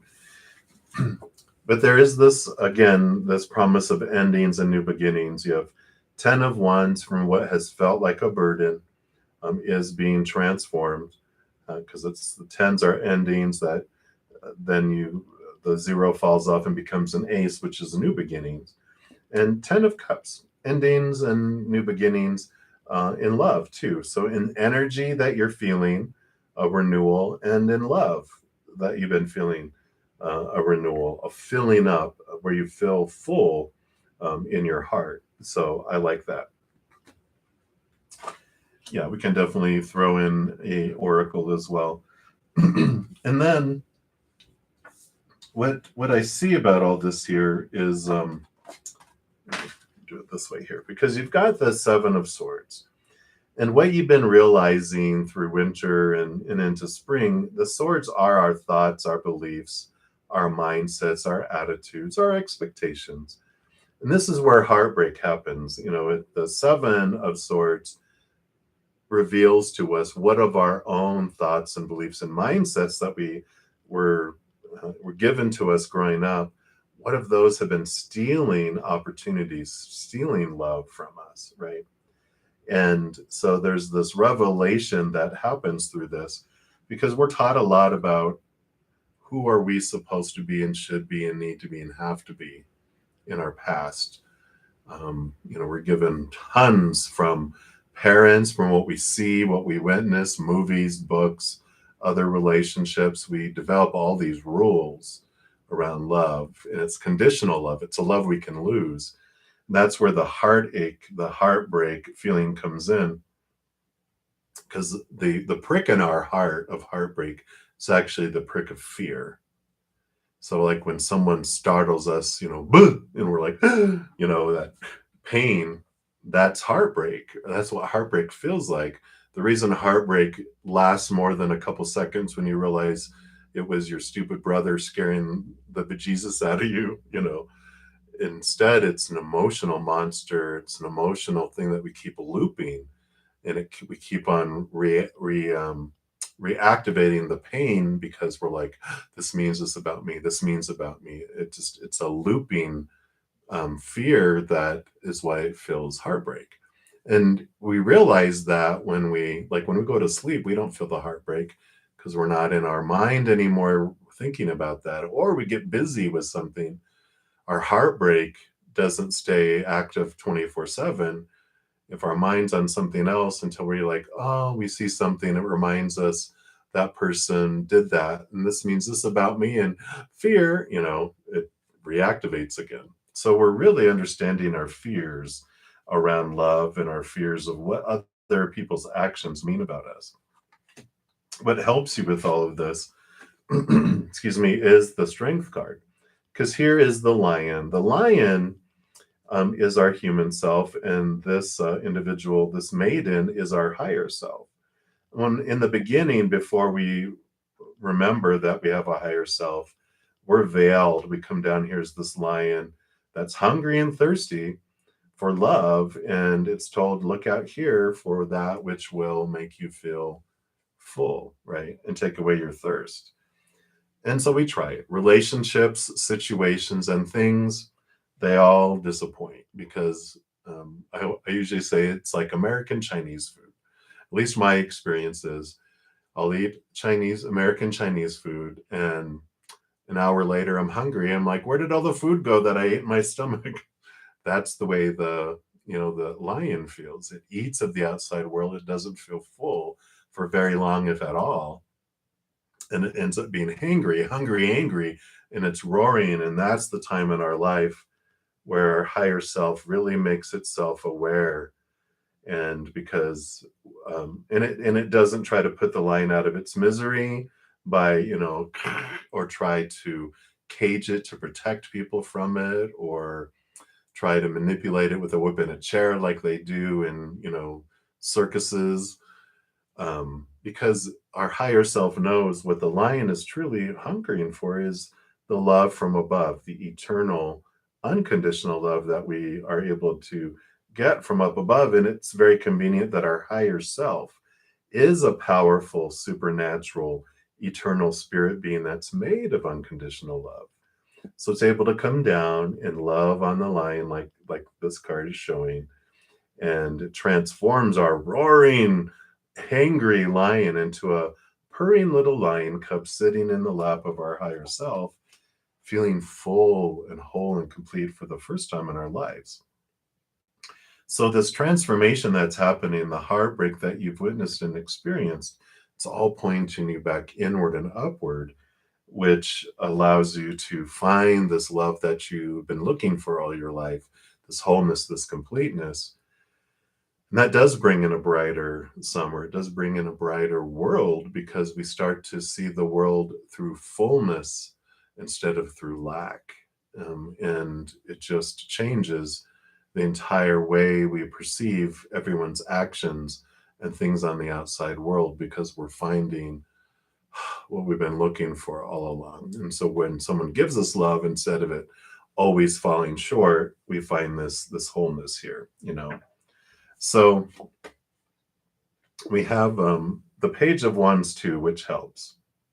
So part of what helps transform things is to realize how powerful you are. The Page of Wands is this new energy, this new um, power that comes in through this Ace of Wands. You realize that whatever we focus on is what does grow and expand. And so with this, you know, strength card coming in, the more we focus on unconditional love up above, the more it expands in our life. The more we focus on what we're grateful for, the more to be grateful for things come in. The more we focus on what we want to draw in, the more that grows. The opposite of that is when we focus on what we feel is missing in our life, we grow that missing feeling in our life. When we focus on what's in our life that we don't want, we actually feed it and it grows. Basically, when we focus on our fears, which, like the Seven of Swords, when we're focusing on any of our fears of losing conditional love, if we fear something's going to leave our life, our energy literally repels it out of our life. When we fear something's going to come into our life, we actually throw out a hook and draw it into our life. That's our power that we hold. And so I love the transition and the transformation that's coming, because I feel like you're stepping into your power, and it's allowing things to really expand for you here. So those are the tarot. Let me just slide those back in. And I feel like I'm actually being drawn to the numerology guidance cards. So let's take a look here and see what those have for you. The Oracle. All right, you got two that popped out. Wow, yeah. The Forgiveness and the Change card coming in here. So definitely, I like the change, reaffirming that a change is coming, which is great, right? So we're like, yay! Forgiveness is, I feel like, the one that they're wanting to focus on here. And forgiveness, which I know is the true F word, we're like, nah. But one of the wonderful messages I got through, I think it was a combination of some other oracle cards, but it was like, forgiveness is when we refuse to remain a vessel of pain because of someone else's actions or words. We choose to forgive the person, not the action. You know, we're going to remember that and be like, that's not acceptable. I don't want to be treated that way, and I'm not going to allow it, right? But we forgive the person in order to clear away the pain so that we can become a vessel of love instead of that vessel of pain because of that. So there is this freedom that comes in with that. Let me see if there's anything else here that they wanted from the book on forgiveness.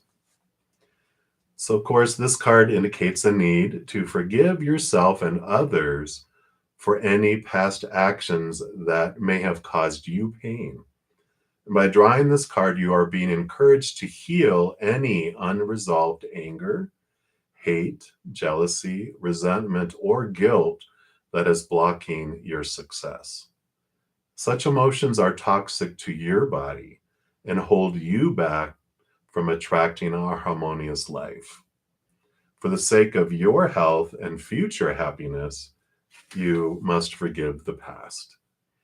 Forgiveness doesn't necessarily mean blessing, forgetting, or condoning the unsavory behavior of others. It means releasing yourself from a self created prison so you can move forward with your life.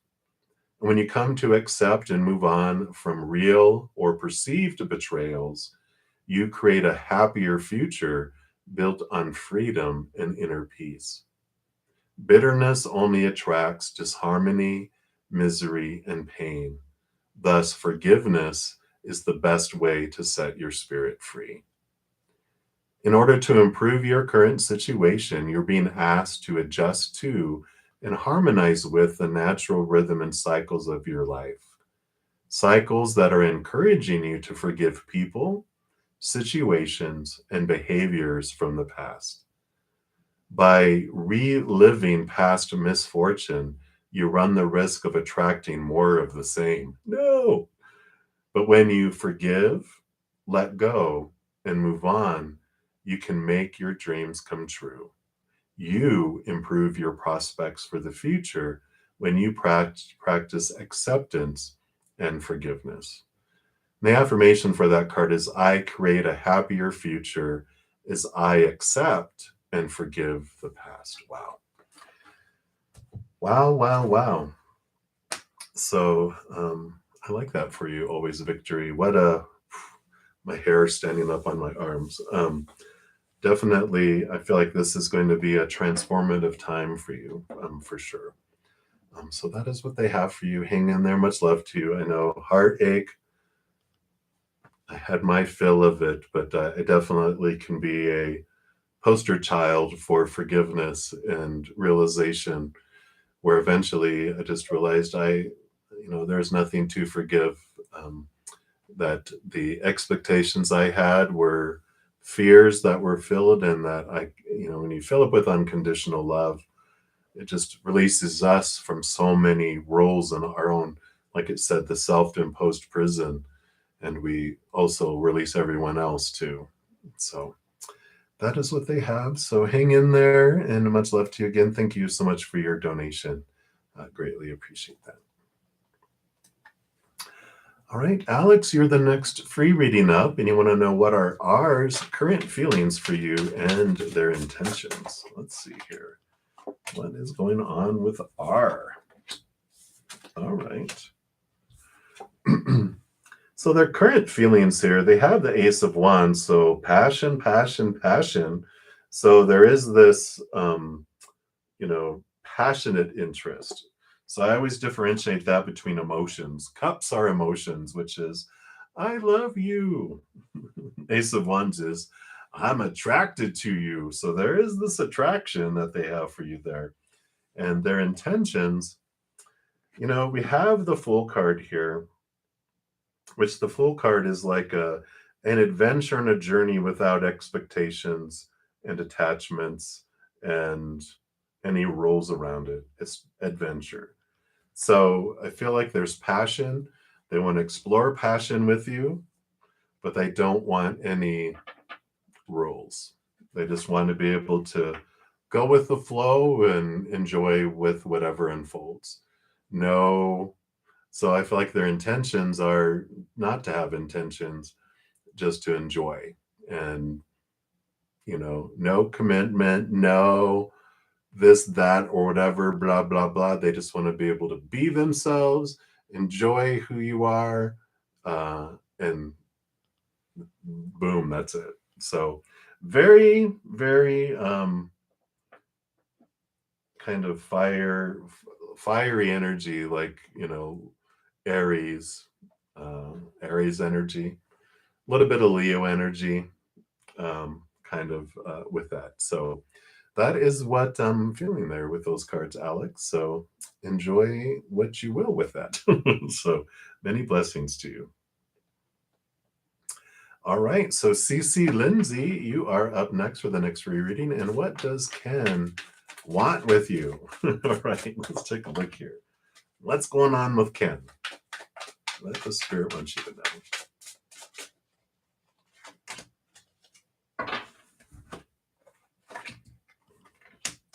All right. Well, looks like they're just wanting a solid, balanced foundation. I mean, the peace of mind and balanced energy and balanced mind. It just feels, I don't want to say bland, because the peace of mind is letting go, like they don't have any expectations, and the Four of Wands is just like joy and happiness, but stable. Fours are very stable numbers. It's just balanced. It almost feels, I don't want to say stagnant or boring, but maybe in comparison to having drama in our lives, it just feels very stable. What does he want with you? Just stability. I know. But that's what's coming through and nothing else. It's just like, stable, stability, not looking for much more. I feel like they don't ask for much.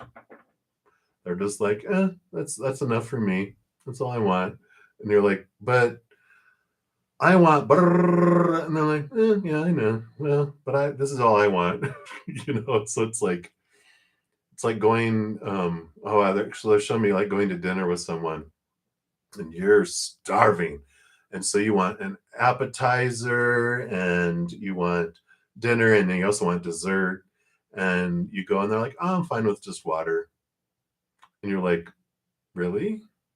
You're not gonna like eat any of these appetizers, or you're not gonna order a meal and you don't want dessert, whatever. Yeah. You're just like, eh, what fun is that? So that's what they have. I don't know why. I mean, it's because I'm hungry. I'm always bringing up food, but that's what they have for you, Lindsay. So hopefully that resonates and makes sense. But that's what they have. All right. All right, Mega, you are up next. So, how does R view you as a person and physically? Ooh, okay. You guys are so brave. Or secure. Maybe you're just secure. Let's see here. So, how do they view you as a person and then physically? All right. Excuse me. So they view you as a person very sunny, very bright. This is Leo energy. So, sensual, they warm, bright, just joyful. It's like they see you as like a bright point of their day. You just glow. It feels like you have this joy and this humor, and they feel like you're very bright. This is their perception of you. So they see you in that way, which is great, which also rolls over into physically because someone who's bright and shiny and it's attractive, so they do see you as attractive, physically. And you have three major arcana, which these are like powerful cards. Physically, the Emperor card, this is Aries energy, and I believe the Hanged Man might be Taurus energy, but I feel it's grounded energy. What I'm feeling from these, they really feel like, Aries again, very like Leo energy, very, attractive, powerful, very passionate. There's like this fieriness. So they really see this fieriness about you. Um, which, basically like the sun, they see you as hot. You're hot. So there is definitely attraction that comes through in these cards. And the Hanged Man is also down to earth. So I feel like like physical appearance and you as a person, they feel like you see things from a higher perspective. You might, the Hanged Man can represent kind of patience and slow. Like, even though you have a lot of fire, I don't feel like you like jump into things. You watch your steps, and you don't what is it, look before you, or leap before you look. You want to see things first before you'll like open yourself wide open, right? So I like that here too. There's this earthy energy that's coming in though too. They see you as someone who's like down to earth, and not necessarily like you're a hippie or anything like that, which I think hippies are cool. But it's like you I don't necessarily feel like like you like to feel comfortable in your clothing, not so much like you'll wear like spiked heels and pants that are cutting off your circulation, and you know prim and proper, or really fancy, super fancy.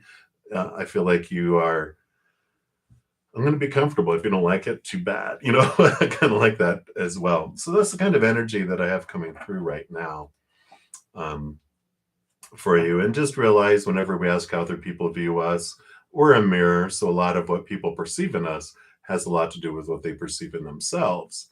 So I always like to mention that because sometimes I'm like, people used to, um, when they got to know me, going, "Oh my God, you were so intimidating." And I'm like, "I was." And they're like, "Yeah, you just, I don't know what it is." And I'm like, "Well, I don't think it was me." you know, it has to do with you. You were intimidated. I was not intimidating. There's a difference. But that's what they have for you right now, Mega. So many blessings to you. All right. Not yet, uh, Zamina Romero. You're still a few down the list here, right? The list is very long, so it's going to be a little bit yet. Um, I'm going to stay on a little longer. I know I'm almost up to my 2 hours, but since we have such a long list, I do want to try to get through some more free readings. And if anyone wants to prioritize their reading, as I mentioned at the beginning, I do honor the donations as an energy exchange. And I do prioritize those. I will step out of the free readings to complete those. I go deeper into those. And then once I'm done, I go back in, continue going down the free readings. So if anyone is interested in that, just want to make sure you're aware that is a possibility. So Kavita Soroha, you would like a divine message. So let's take a look here and see what we have for you here. All right. So divine message. All right. Oh my goodness. So it looks like you do have some love headed your way here. I mean, you've got this, the Four of Wands is relationship marriage card. You have the Lovers card and the Seven of Wands. The Seven of Wands is like this um, being up on a hill and being seen, and people seeing you as strong and even above themselves, to where they might even try to, like they're feeling low about themselves, so they want to try to bring you back down where they're at. Because how dare you be happy and up on a hill? Come back down here and be miserable with the rest of us. But you're like joy, joy, joy, celebration, love coming in here. So very positive cards here. You might even meet somebody at a wedding or a celebration of some sort, or where somewhere, if you're having some sort of a get together that you're attending where you're up on stage, literally above other people, there's an opportunity here for you to be seen and recognized, and for a spark if you are not in a relationship right now. If you're in a relationship, I feel like there is going to be a transformation within it, like a new spark that will happen within this, possibly moving to a new level in it. But very, very positive around. I mean, this is clearly, it feels like a love reading for me that came through here. So that is what they have for you, Kavita. So I like that here for you. So if you have an opportunity, like if you're going to a celebration or you're going to a wedding and you're in the wedding party up above, whatever it is, you're standing out somewhere, and this does spark some romance. So, woo, woo, woo. There we go. So that's what they have for you, Kavita. So many blessings for you. And then, Queen, you are up next. Hi. So, are KMT and ST your secret admirers? Or is it none of them? So full card for each. Let's take a look here. So here is for KMT, and then ST. It's this one right here. So let's see here.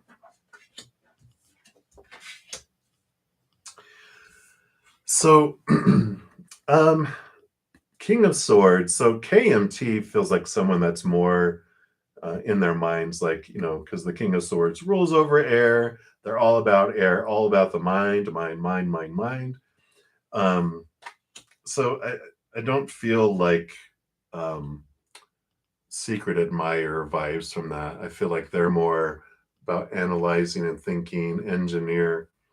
I almost think like you'd have to walk up to him and say, I'm flirting with you right now because they wouldn't get it. I almost feel like they're just like so mental in their mind that you'd have to tell them. So I don't feel that with them. ST, however, we've got the Seven of Wands, which is like we were just talking about, is passionate, fiery type of energy. And this is about someone being seen and someone seeing them from a distance. So I feel like ST um, might be the secret admirer because of that energy. Because it is about, usually a lot of the in other tarot, they'll show someone standing up on a hill being bright, and other people are looking up at them. So that's what is making me feel like that type of energy for ST. So there we go. But don't bust them out, because that'll just scare them away. Are you my secret admirer? Yeah, yeah, yeah, yeah, yeah. But that's what they have, Queen. So many blessings to you. All right. Um, Not yet, Clover. I haven't got down to you. You look like you're still a ways away down there. Had a long list of free readings, so it's been taking a little time to get down there. New Love, you're up next. So an energy reading, absolutely. Let's take a look here and see what this spirit wants here.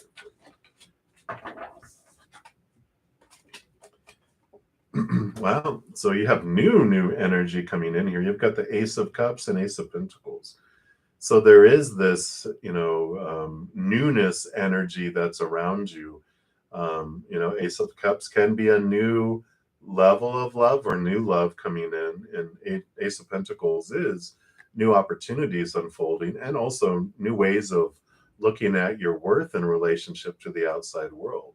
So very, very positive energy. I mean, I'm not surprised to see this type of energy with, we're just moving from, Pisces season to Aries season, new moon, in Aries.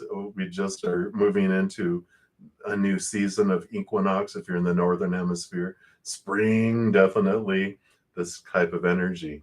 So you definitely have this new that's headed your way here. So buckle up, Buttercup. Here comes some wonderful new beginnings coming through. So that is what they have for you. Many, many blessings to you. And Tina, you are up next. So hello, hello. And you'd like an energy reading between F and G. Will you get close again? He's withdrawing for some reason. Let's see what they'll tell you about the withdrawal. Okay. So will you get close again? I am thinking so, because the Lovers card came out here. So I feel like there will be this bonding together, a friendship, relationship, whatever you guys have here. And why is he withdrawing? Well, he's withdrawing, the Hangman, which is about, it's like they go into a cocoon. They're in a time of transformation. They're looking at things from a higher perspective. Something triggered them to go from caterpillar, crawl up and go into their cocoon. And they're going this transformation. They're letting things go. They're, letting old emotions that no longer serve them go, mental stuff. So whatever has happened that triggered in their life here for them to turn inward, to go through this, transformation from caterpillar to a butterfly, to see things from a different place. So I feel like you guys will get close again. It just is taking some time. They're going through this transformation. The Hanged Man is this holding period, but that's what's going on with them. So that's why, I'm not sure what in the outside world has made them triggered them to go really inward. Some sort of course, fear or heartbreak, someone passing away, losing a job, different things like that just shake and rattle our world. It's a significant change with it being the Hanged Man because it's a major arcana card. So something significant has triggered them to reflect on everything in their life. So that's what's going on, Tina. Hopefully that helps a little bit and makes sense there. Let me see here, Aaron. No, there's nothing showing on this side. That's weird.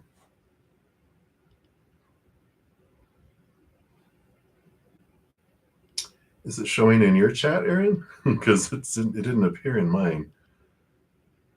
But YouTube can act weird.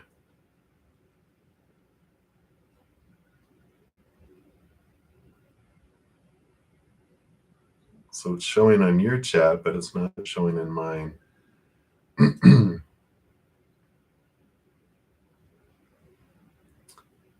Yeah, and make sure it went through on your card or something too, because if it didn't, then we definitely want to let YouTube know about it so that they'll refund it to you. Because if you didn't get it, it's not coming to me either. And so we don't want to just donate to YouTube. They have enough money. So check that out. Let me know. I'm going to continue just going down here so that we're making the most of the time here. And Jushri, you wanted guidance for your shadow work. Let's take a look here. What does Spirit want you to know here?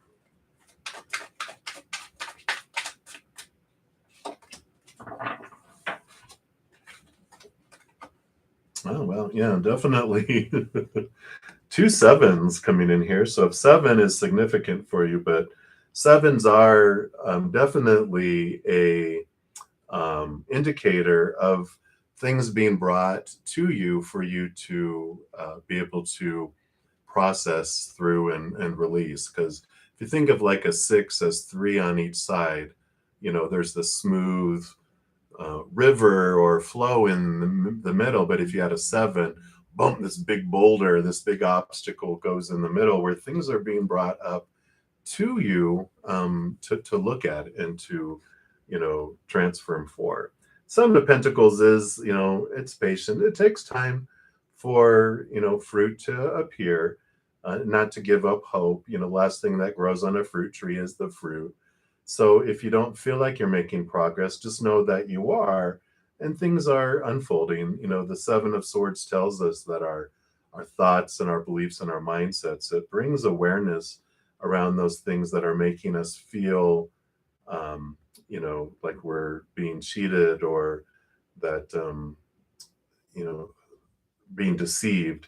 It tells us what of our own thoughts and beliefs and mindsets that have been restricting us. So as you're looking into your shadow work, the biggest thing to realize, one, is your shadow is your friend. It's our human side of us. It's also our soul. It's like our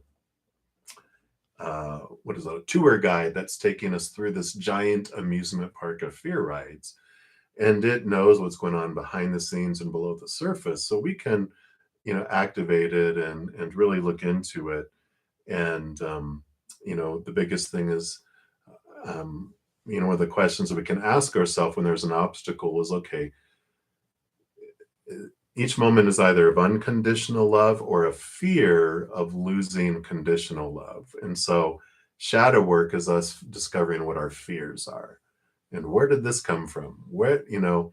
And so when we approach it in a place of unconditional love and peace without judgment, just going, all right, if you aren't aware of what those seven swords are, you can just connect to spirit and just take a deep breath, step back, and just go, okay, bring up what next emotion, what next fear you'd like me to look at. And that's if you're not aware, and then you'll get some sort of impression, some sort of memory, some sort of thing. It's not for you to re-experience fear, but for you to observe it like you're watching it from a train. It's scenery that you're watching from a train. You're not out in it, you're just observing it. Sometimes you will see, they're showing me that they will bring up several of your friends that are going through something, and they'll bring up it in our peripheral, in the outside world. We'll go like, why are five of my friends going through a breakup right now? And it's a breakup that we're wanting, like our soul is wanting us to look at that shadow work, the fears of it. And you're like, oh, I get it. An example I had, I mentioned this once in a while that I think it was last year. I had 5 people in a matter of 5 days tell me they had someone pass and go to the other side in their life, right? My mom had like her neighbor pass away, someone's husband passed away, someone's friend passed away, someone's mentor passed away. Another friend had someone that tried committing suicide. And I'm like, what? And it's just so obvious that it's like, okay, this is something. So what am I supposed to be looking at regarding death? What is this that you want me to know about?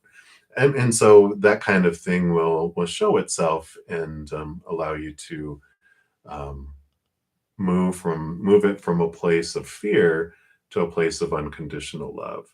The biggest thing that we can do for all our shadow work is the more that we focus on connecting to the higher love, the unconditional love, allows us to see things from a higher perspective, from a place of unconditional love. The more we look at the difference between that we are, there's two beings that live within us, this human character and then the actor behind the character, which we are a powerful, supernatural, eternal spirit being made of unconditional love. They're bringing back to just my awareness that last year they had me do it's a U times two.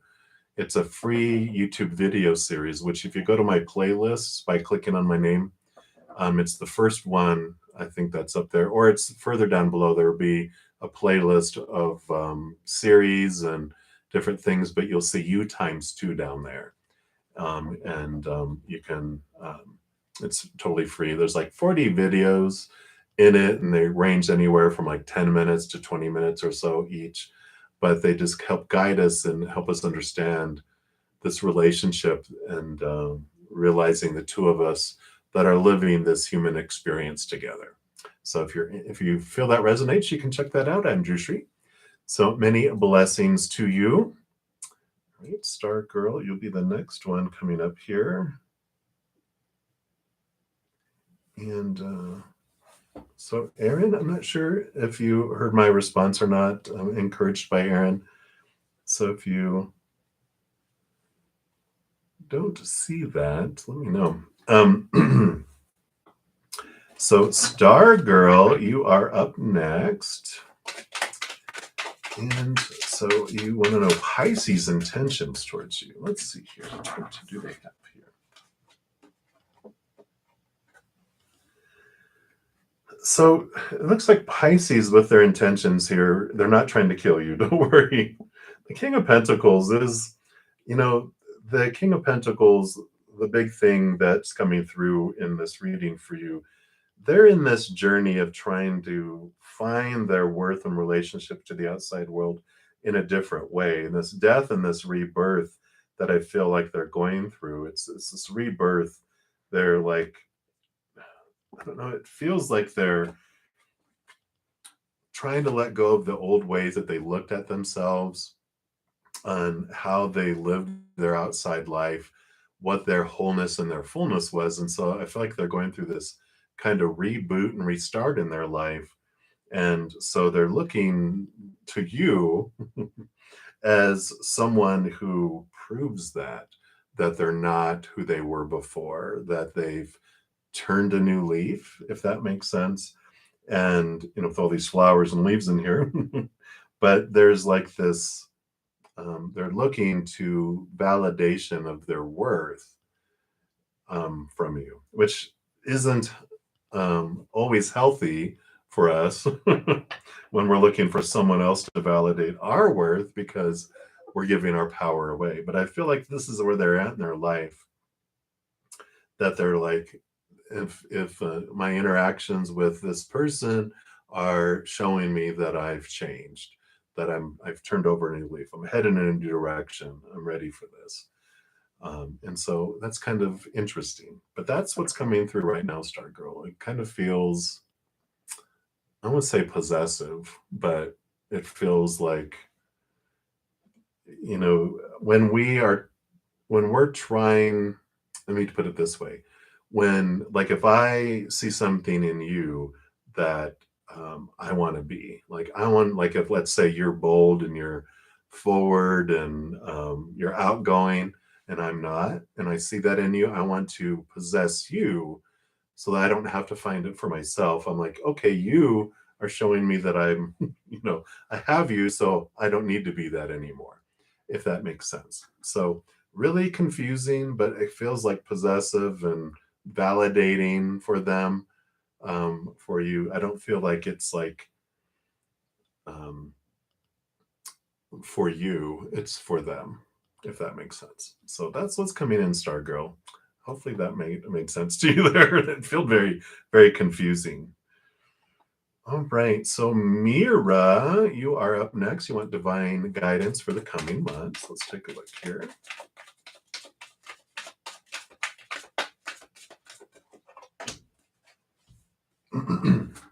Sorry.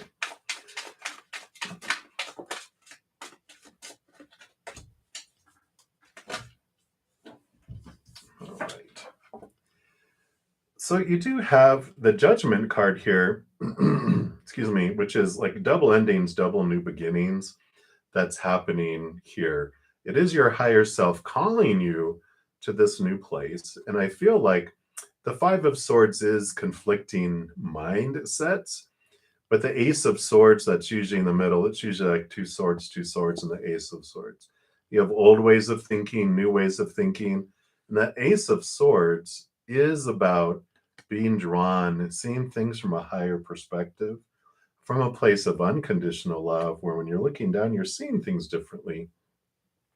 And there's this transformation that, happens over the coming months. So I feel like there is going to be some interesting, I know, right? Yay, interesting events that challenge your old ways of thinking with your new ways of thinking that you've been really developing over the last 4 or 5 months. You've been seeing things higher and higher, more from a unconditionally loving and spiritual type of place.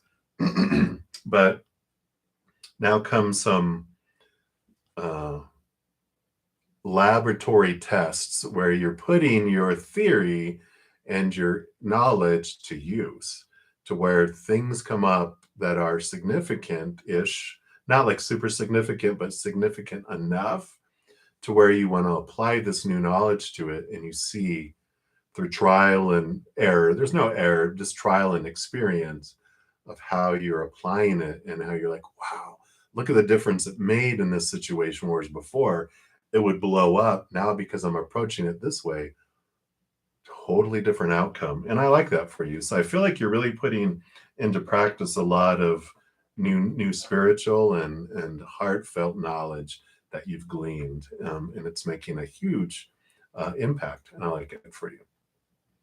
So that's what they have for you, Mira. And so many blessings to you. We'll continue moving down the list here. And we're to Angelina. Hello. So you want to know that what are their weaknesses, or his weakness and his strength. So let's take a look here. So let's see what is perceived as I like to call them opportunity for growth, right? And their strength, something that they've mastered. So their weakness is loving relationships. Oh, yay. But this is about emotional choice, really. So their opportunity is for them to realize that they're the ones that choose their emotions, that other people don't. And so I like that, because it means that this is on their radar to change and transform, because it causes a lot of trouble in their life, with all of us, really, right? Because in the beginning, we feel we're at the whim of whatever happens, because we're taught when this happens, this is how we're supposed to feel. So we create habits of feeling this way, but we then become like a puppet, right? Because whatever comes, I have to feel this way, so now I have to feel that way. Oh, that comes, I have to feel that way. I'm being moved everywhere by what's happening in the outside world, instead of realizing I get to choose how I feel in each moment. So emotional choice is there. Their strength card, though, they're able to switch directions in their life. So they do have flexibility. They're not afraid to alter their course with when things happen in their life. They're not like super stubborn when it comes to Like, this has to happen. They're like, well, I'd like that to happen, but then these things happen, which makes this a healthier course and maybe more for the benefit of everyone. Okay, I'll do that. I can let that. I don't have to have everything my way. We can alter, and so I like that, some flexibility in there. So that's what they want you to know right now, Angelina. Many blessings to you. Hey, Christy O'Connor, if you're still here, hello, hello. And Amir. Asking where people are from, Amir. Let's take a look here. So brown sugar. All right. So brown sugar, you are up next. And let's look here. There we go. So you want to know, how is your husband feeling about you? He's mad at you due to lack of attention, but you want to know what's really going on. Well, that's enough. If you're not giving him attention, he's probably pouting. He's probably in fear, right? So we have the Nine of Pentacles. And so how's he feeling about you? He feels like the Nine of Pentacles, like you don't need him. The Nine of Pentacles is this, the hermit's journey where you are pulled inward, finding your wholeness and your worth within you. Of course, you have spirit in there with you, but they feel like you've pulled back, that you don't need him, you don't want him. And so that does spark fear in an individual. It makes the little child self inside of someone um, go into fight or flight mode, which is mad is fight. Like I need to fight for this. I need this. Rah, it's like you turn into a cat. They're either hissing or they'll hiss and they'll run away, or they'll run away. And so they're hissing to let you know that they're scared. And so that's what this madness is, this anger that comes in here. Yeah. And that's what's going on, because you have the High Priestess card here too. So with both of these, he feels like you have backed away, and you're in your High Priestess temple away from them, and so they feel abandoned. They feel it's fear. It's fear that's kicked in there. So that's what's going on. If you have withdrawn, and are you withdrawing out of fear, or why are you withdrawing? That's what is coming up in the cards, is that you are pulled away. Now, the High Priestess, the Nine of Pentacles, feels like you're on this journey of turning inward and upward and doing all this. But if you've ostracized him, that's how he feels, is you've ostracized him. If you just explain what is going on, it might help them not, take it personally that they feel like you're rejecting them. That little 2-year-old, you're like, boo, boo, boo, here, have some ice cream. I love you, whatever you feel, if you want them to feel that way, but so that's the awareness. That's what they want you to be aware of. What you do with it is up to you, of course, for your journey and your adventure, but that's what's happening. So there we go. All right. So Cheery, you're the next free reading coming up here. And you like an angel message. So let's take a look here.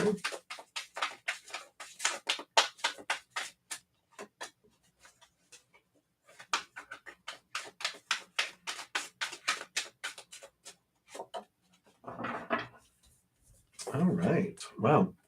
So you have your outside world here is going through a little bit of not even a transformation. It's abundance. It's like new opportunities that are coming your way. The Page of Pentacles is all about upgraded new possibilities that open up in the physical world.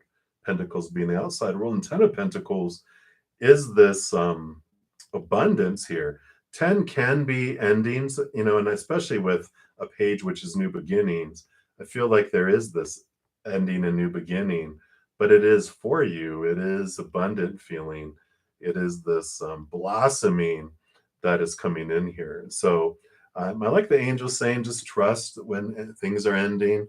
It's bringing something bigger. It's like when they're showing me like a garden that had, corn husks and pumpkins and had all this stuff that you harvested back in the fall. And then here comes spring, and it's like, okay, it's time to take all of this stuff out and plant the new seeds for the new harvest. So I feel like you've had this abundance that's happened, and they're like, okay, now it's time to get rid of the stuff that isn't needed anymore so you can have new abundance that comes in. So this clearing of things, I feel is coming in there. So that is what they have for you, Cheery. I like it. So many blessings to you. All right.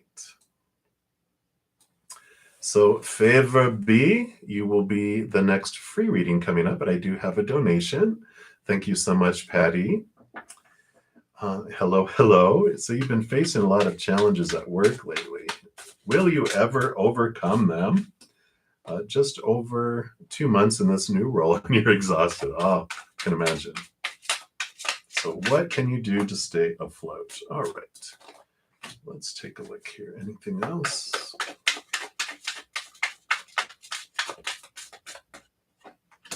All right. So the first one is, will you ever overcome them? Yeah. Just slightly. Have the Magician card here and the Page of Wands here, which is all about power, all about you have everything within you to make things happen.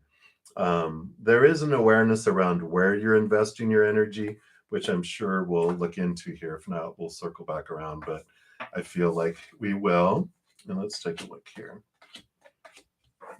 Yeah, there's the Nine of Wands. Yep. And the Eight of Wands. Yep. And the Ace of Swords. Okay. Yeah, so we've got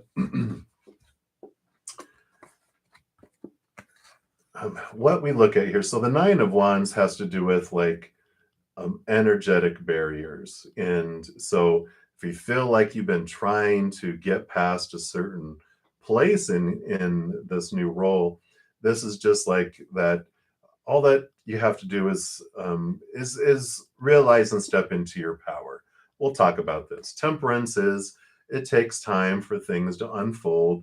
One big thing I feel like they're saying here with this King of Swords is lightening up on your expectations on yourself and possibly others, because the King of Swords rolls over our mind and expectations and brain, but they all are given a second portion of air. So a lot going on in the mind, right? A lot of expectations. I almost feel like you're holding yourself to a huge, huge bar, which the company may not be, right? I feel like there might be some self-imposed stress and pressure you're putting on yourself that I feel like you're usually an expert in what you do.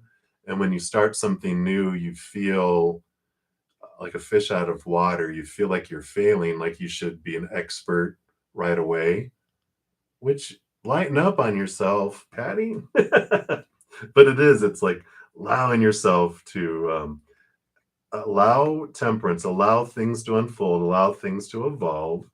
And, we can have a lot of fears of something that keep us, I don't want to be a failure. And it's like, that's where this barrier is coming in here. Because when you realize with the Magician card and the Page of Wands here, that whatever you focus on is what grows and expands. And so, yeah, perfectionist. I can relate. They were tapping in my head, showing me my past and me going to different areas. I'd be like, I need to be doing this, and I'd have managers just tell me to stop.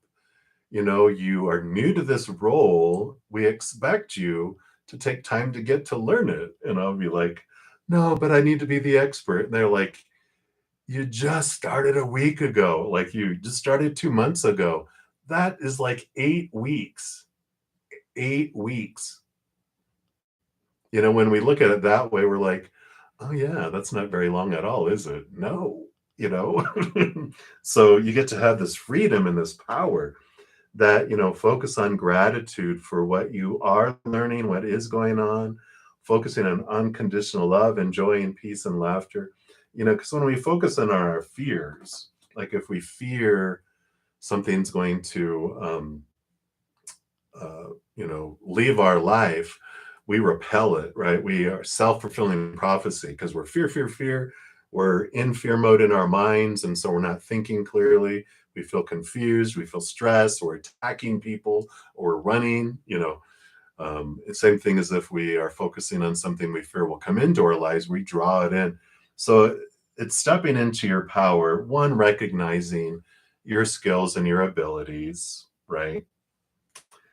You know how good you are at your job.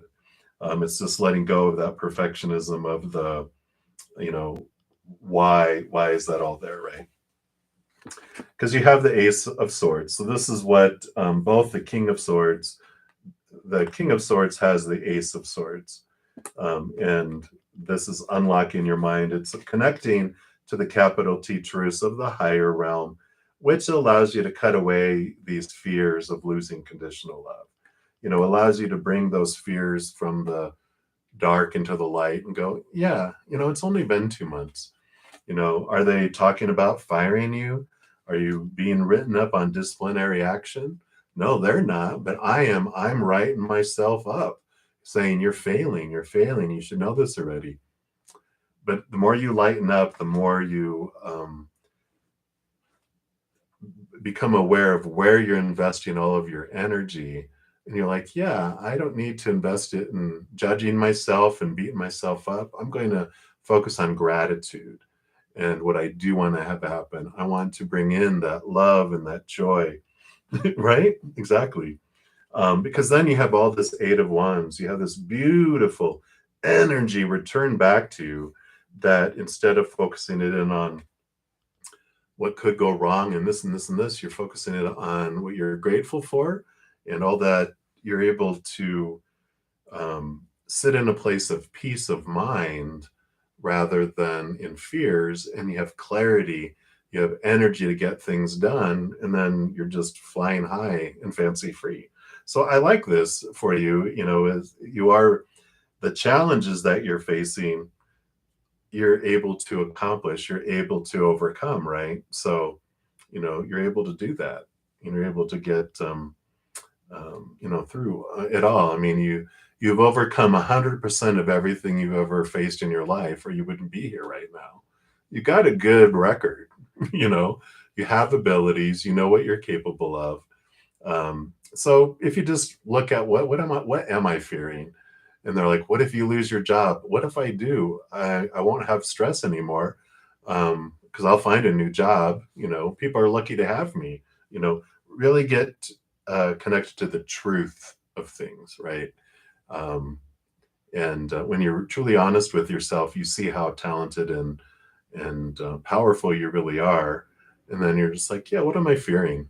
If they want to get rid of me, sucks to be them. That's their loss, right? I mean, when you really step into that. So there's this, what are you doing with your energy, right? So that is what they have for you, Patty. Hopefully that helps. You got this. You got it. You got it. Nothing's really to fear but fear itself, right? And we don't have to fear that, because fear is false evidence appearing real, right? That's what fear spells out. False evidence appearing real. It's like these images in my head of getting fired. You actually might be relieved if you did. You'd be like, oh, thank God. Now I don't have to do that anymore. But much love to you, Patty. Thank you again for your donation. Hang in there. You spirit definitely is like, relax, you've got this. All right, so thank you so much. Shamika, thank you for your donation. And you want to know, are the people at your job jealous of you? Well, of course they are. What's not to be jealous of, Shamika?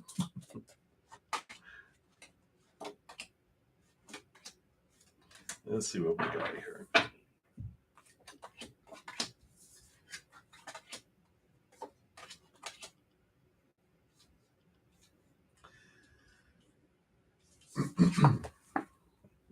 So we've got the Six of Pentacles and the Justice card here. And what this tells me, with people, they're always, the Six of Pentacles normally doesn't mean this to me, but there is like this, why do you get to have this and I don't? the justice card. This doesn't seem fair. Mwah, mwah, mwah, mwah, mwah. And it happens no matter where we're at.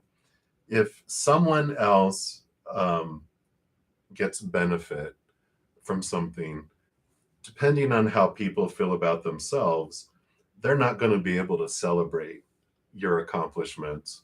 They're not going to be able to appreciate your beauty, and who you are and what you're able to do, right?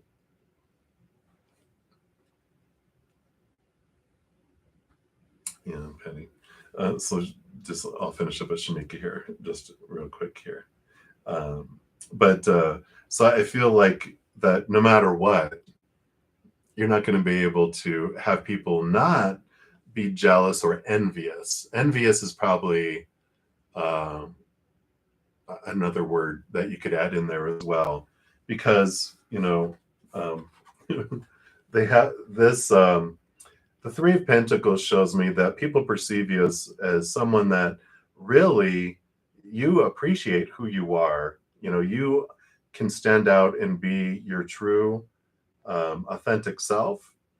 And the Four of Swords, though, is about peace of mind around expectations. Because the Three of Pentacles usually here's two birds, two judgmental birds, and the Four of Swords shows these expectations.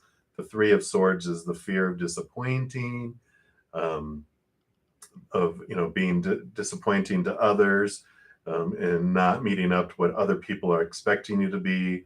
So there's these fears that pop in that try to draw us off track of being our authentic self. We fear there's people of the past that would judge us and punish us for not being who they wanted us to be. And then there's people who praise us that would withdraw their praise when we're not who they want us to be.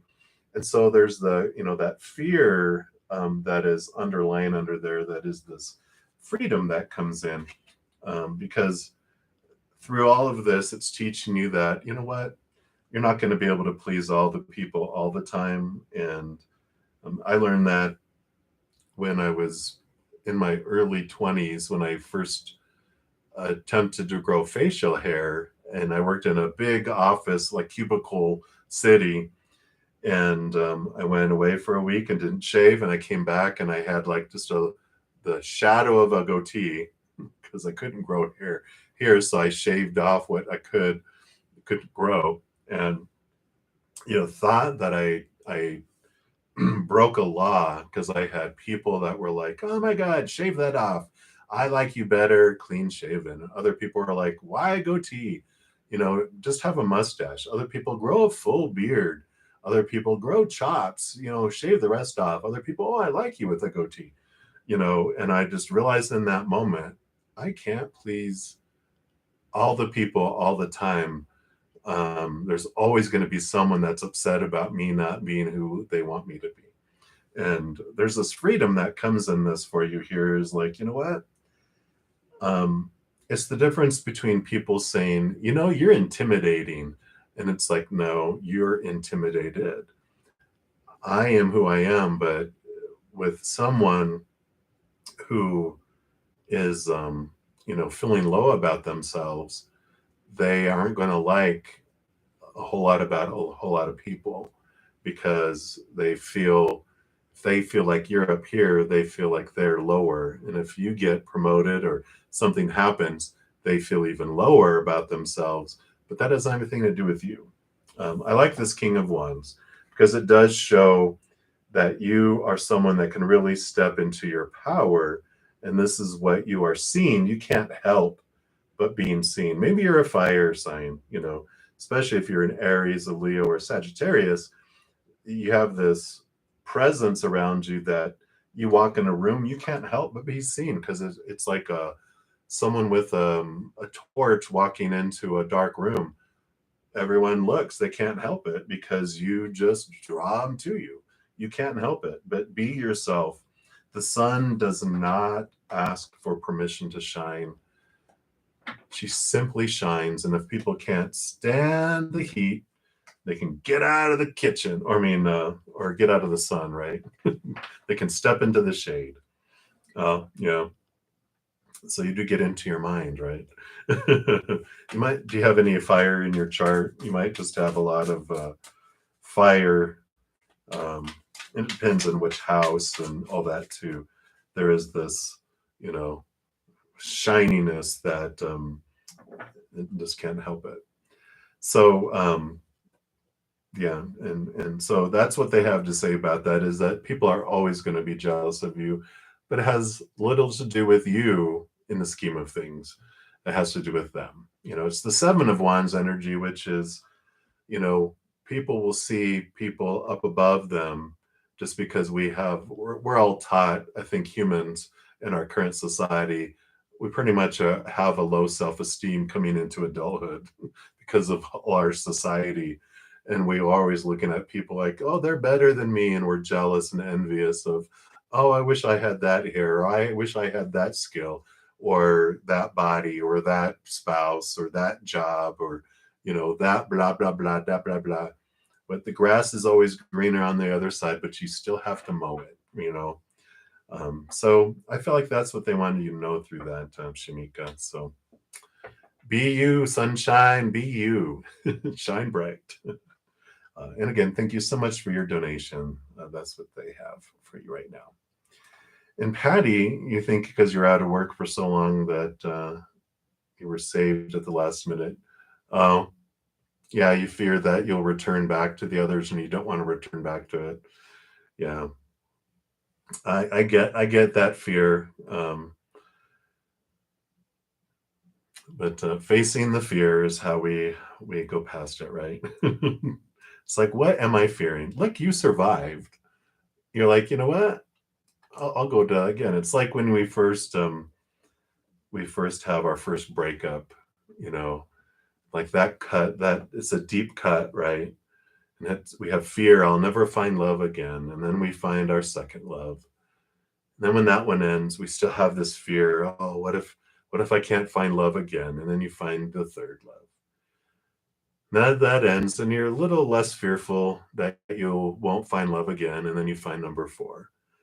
And then that ends, and you're just like, you more going, God, I'm going to find love again, ain't I? So eventually we transform. We become less scared of things the more it happens, right? But I feel like Spirit is going, you'll be fine. You'll be fine. So I love it. All right. So let's take a look here. I've almost been on 3 hours. Let me see how many more. I think I'm getting pretty close to the end here, too. So, Favor B, you were the last free reading we left off on. So, how does Elizabeth, your uncle's wife, feel towards you? How does Elizabeth, your uncle's wife, feel towards you?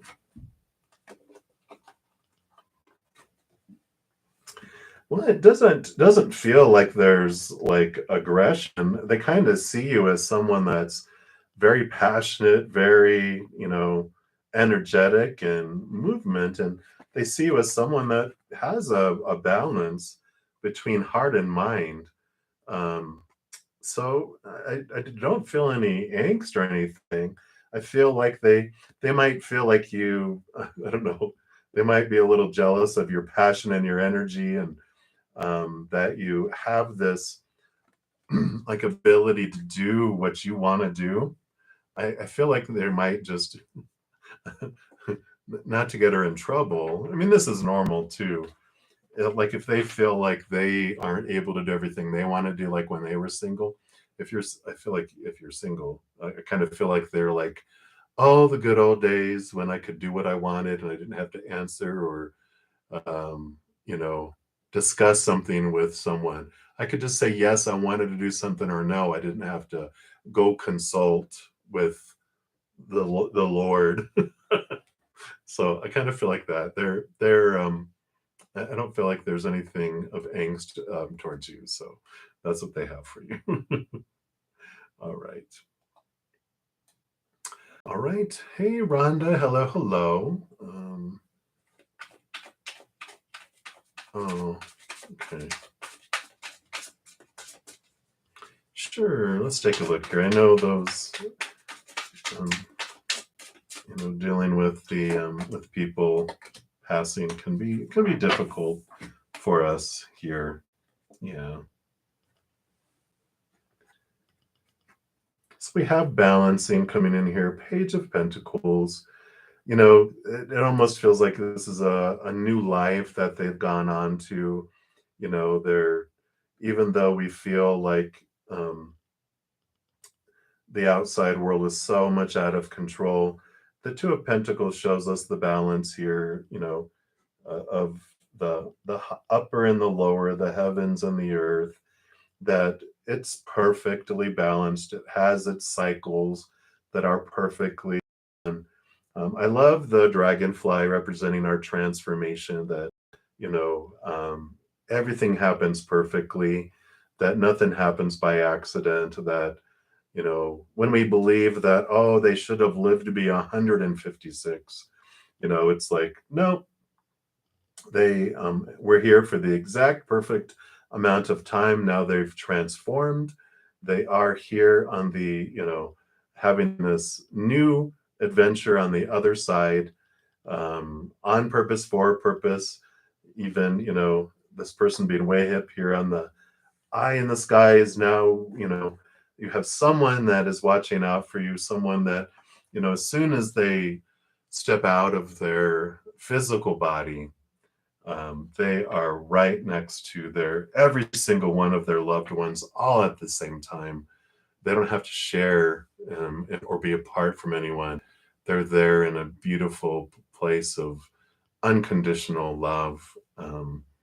And I know it's difficult when, our human is the who misses someone else, and we have these thoughts and beliefs that have around what death means, and someone's not here, and the big thing is it ignites our fear of, am I going to die? I mean, I just turned 56. I'm like, oh my gosh. But quite honestly, whenever anything, fear of nuclear war or anything happens, I'm like, I've had a good life. I'm ready to go to the other side for the next adventure. And when we question our fear of death, fear of what death means, we look at the fears, it transforms things. You can't control anyone else's emotions. You can't control how they are going to perceive things. We each individually have our own power of what story we put to each moment, what emotion we feel as we go through it, what energy we want to invest in the moment. We can't fix anyone else's emotions. We can make it easier or harder for people to choose unconditional love or fear, but we can't make the choice for anyone. So the only thing that we can do when we see, and I know, when, especially if your son, like your heart is going out for your son and the other individuals, all you can do is just give them love. You don't have to say anything, do anything besides hug them, give them a lot of love, or if you can't hug them, give them a lot of love, and just be aware of your story, choices, your emotional choices, and your energetic choices, because that's all you can control, truly. So hang in there, Rhonda. I am sending you a lot of love right now, because I know this is hard for huge-hearted people, so much love to you. All right. So Needy, you'll be the next free reading coming up, but I do have a donation. So Shamika, thank you for your second donation. How does your supervisor, Tim, feel about how you work? I think he likes you. Oh, okay, let's take a look here.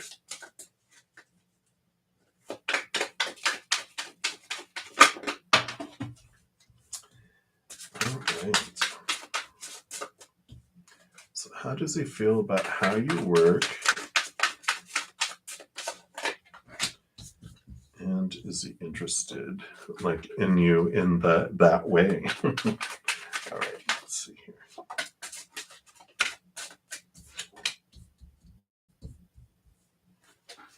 All right.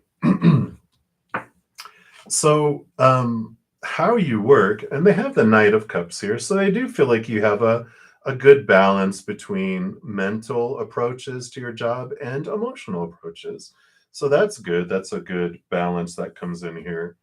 Also, you have the Four of Swords, which is about peace of mind and that it's mental stability is a good word for it, which is good for your job, for your supervisor to think, I think you're mentally stable. But what that means is that you don't, if that balance of heart and mind, it means that you don't overthink things, like you go way, way, way and don't bring in emotion because we can also be too emotional where we overreact emotionally. So we can be um, empty of emotion or too emotional. They see you as having a good balance in between, and that you have a good head on your shoulders is really what I feel from that. I feel too with the Knight of Pentacles here is that you're methodical, and you're patient as well, is how they perceive it. The Knight of Pentacles is the slowest moving horse out of them all, which could mean that when change happens, when things happen, you you might be someone who doesn't bam bam bam bam bam and apply a change like immediately. You like to understand the change, you like to make sure, and I feel like you're one who notices things like, um so when we do this, our what happens when that happens and people are like, oh, we didn't think about that because everyone rushed through the change.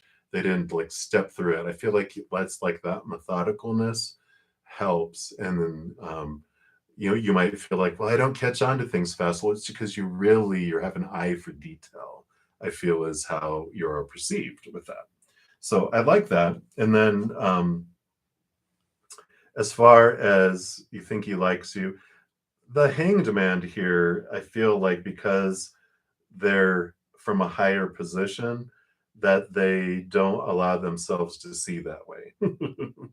Because it's like, even though there might be feelings there, if there is attraction, they really respect their higher perspective. They see themselves and they're like, no, I can't do that, because it's not appropriate. That's the kind of energy I feel around that is, they see themselves from that higher position, and they honor that very much. So um, I feel like they like you, but I feel like nothing will ever happen while you're reporting to one another. Like if he's your supervisor, because he doesn't do that, or they don't do that at work, type of thing. So that is what they have for you here. Aaron, I'm sorry. Yeah, go ahead and if you ask your question, Aaron, we'll circle around here on the other side and find out what is going on, because some people have mentioned that before where they're donating, but there's this sometimes YouTube acts up. It won't like show me on here or in my, because there's a little report that shows me all donations, and if it's not in there, and then it's like, well, where did it go? So definitely ask your question, Aaron, and I trust you have donated a lot in the past, so I definitely trust that you are telling the truth. I think it's just something weird happening. I don't see a question from you. So pop your question there, and we definitely will take care of that for you here. Let me see, where did I leave off? Oh, here we are. All right, so while you were waiting for you to put your question there, Aaron, Nidhi Sarvaya, you like a general reading here. So let's see what we've got going on here. Does look like you're having a rebirth around love here. The death and rebirth card coming in with the 10 of Cups. Normally 10 of Cups is like emotional overflowing and da da da da da. But when you combine the 10 of endings and new beginnings and the death card, which is endings and new beginnings, this is telling me that you have had an ending and a new beginning, or will be, with love. And if you had a recent breakup, or if you haven't had love for a while, this is telling you that, yeah, this definitely, you are having a rebirth, a reboot around love in general. And it's a very positive card for you. It just means love is churning and turning and it's going through a cycle. But a beautiful rebirth that's happening is it's going to bring it into a place. If you're in a relationship now, it could be that it's going to a new level. Or it's like things can't stay the way they are right now. If you are in a relationship, they either need to go up or out, right? And I feel like that's what's coming here. With whatever happens, whatever situation you're in, it's in the cards. It is meant for you. And if it's an ending, then it's because it was no longer fitting for where you're headed and for where you're going. The rebirth, the reboot, is a beautiful kind of spring feeling to it. Old things being moved out of the way, so there's fresh, fertile ground for something new and beautiful and brilliant to be put in its place. So that's what they have for you there. So many, many blessings to you. Hang in there, Needy.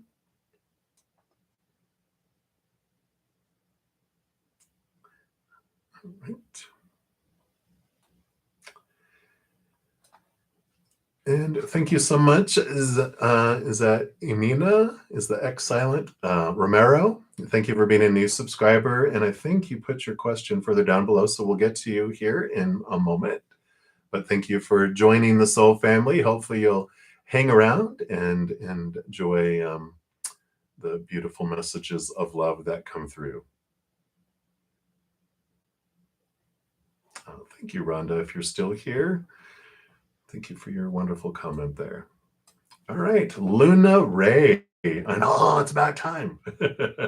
Higher power love messages, please. Let's take a look here. See what the Spirit wants you to know right now.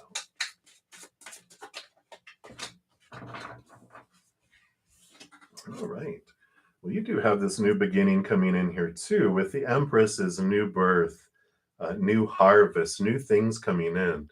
And I like this for you because this is you just being to a point here with the swords. This is your thoughts, your beliefs, your mindsets, your attitudes, your expectations in life. It's usually there's someone like laying down with 10 swords stuck in their back. I like this too because it's like everyone poking at your head, all these expectations, everyone trying to live up to them is exhausting. And the 10 of swords is you're like, I'm done. I'm ready to leave that behind. And I'm ready to move forward into something new.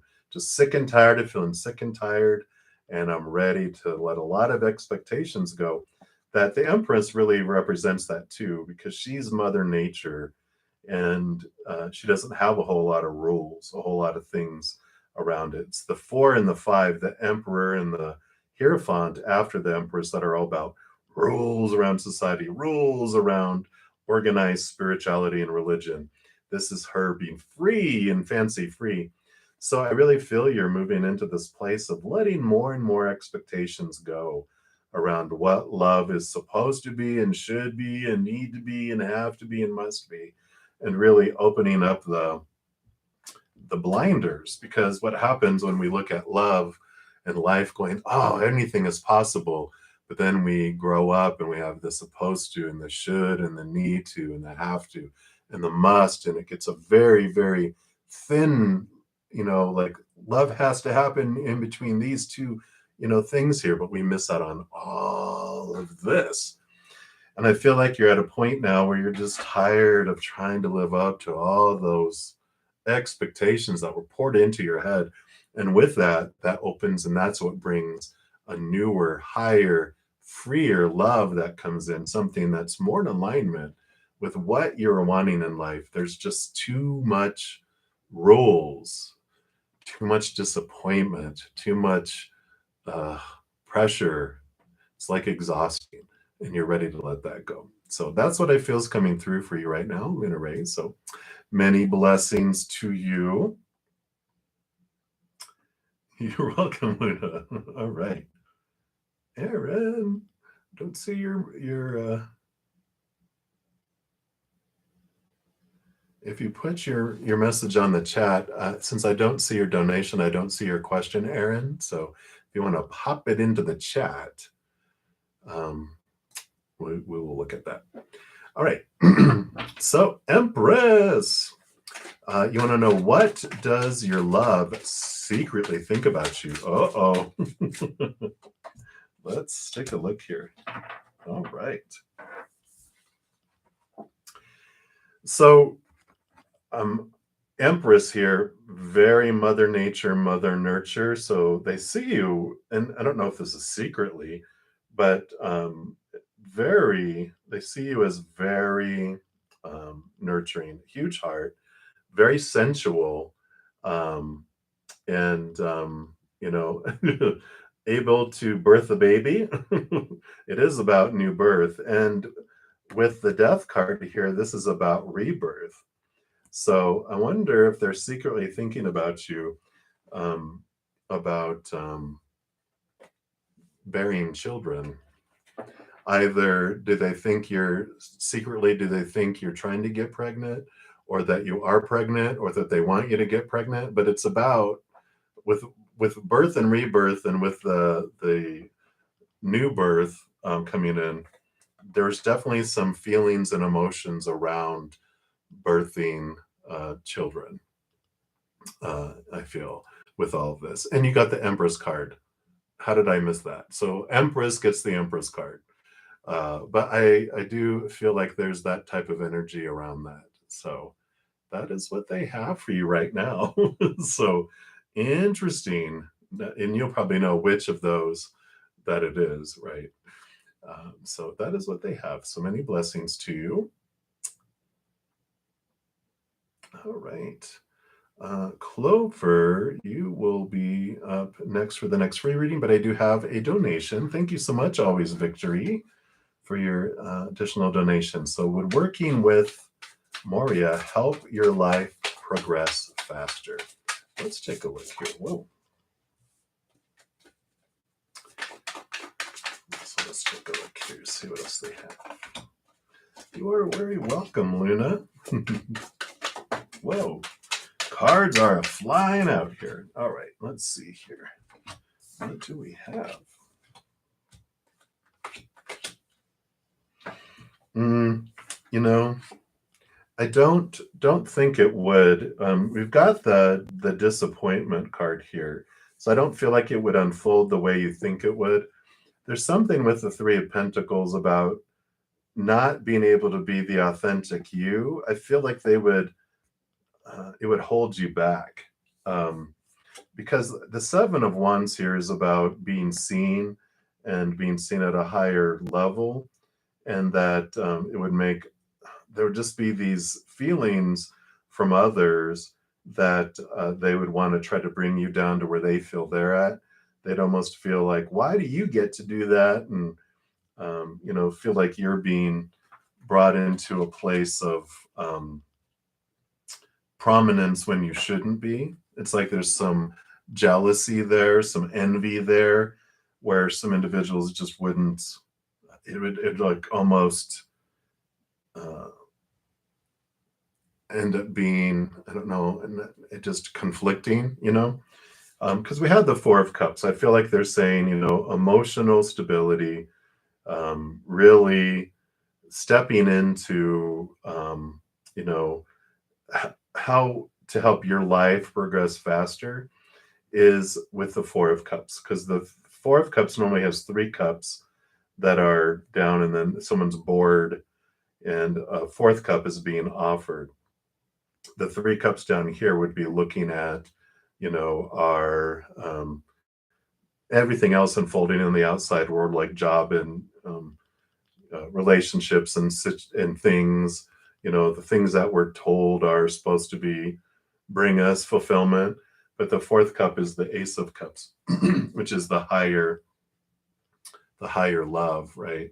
And it's like turning inward and upward is what would make our life feel like it's progressing and getting us to where we're going to go. Because if we're looking for the outside world to make us feel like we're successful, like we're progressing, we're just in this loop where we're going to feel empty and disappointment, because what our soul is truly hungering for, what's truly thirsty for, is this love that we find inward and upward. everything else falls short. But we're taught, you know, relationships of all kinds, family, friends, romantic, whatever, they're supposed to fill us up. And we're like, well, why am I still searching for something? And well, okay, job, education, higher education, social status, blah, blah, blah, circumstances, all this stuff is supposed to make me feel, well, why am I still not satisfied and searching for more? And then, things, my body, bank accounts, possessions, whatever. I have all this. When is enough going to be enough? And then, so I feel like they're just turning you inward and upward, inward and upward, inward and upward is where, um, you know, what will bring us the fulfillment in what we truly are looking for. So I feel like that is what they're bringing in here. Yeah, Hanged Man too, seeing things from a higher perspective. It's the cocoon. It's the transformation, moving from the caterpillar, letting go those things that we think are supposed to, have filled it up. But the caterpillar goes up, creates a cocoon, transforms as it becomes caterpillar juice, and it ends up, exiting from the cocoon as a beautiful butterfly, something transformed. So I feel like that's what's coming in, always victory. So that is what they have for you right now. Thank you again so much for your second donation there. So many, many blessings to you. All right. You are very welcome. And Aaron, if you're still here, I don't have your question. So everybody, I know I still have a lot more people to go here. And I've been on for 3 hours, so I'm going to have to, this will be my last free reading. I will be back in 5 hours for my evening session, and then back tomorrow and tomorrow night, 11 a.m. in the morning and 7 p.m. in the evening. And before everyone heads off, I do want to make sure everyone is aware I do have a weekly giveaway for personal recorded reading. Here's the link for that video. But I am giving away a 1-hour personal recorded reading on Monday, as well as 5 15-minute personal recorded readings. So if you haven't checked that out, be sure to do so.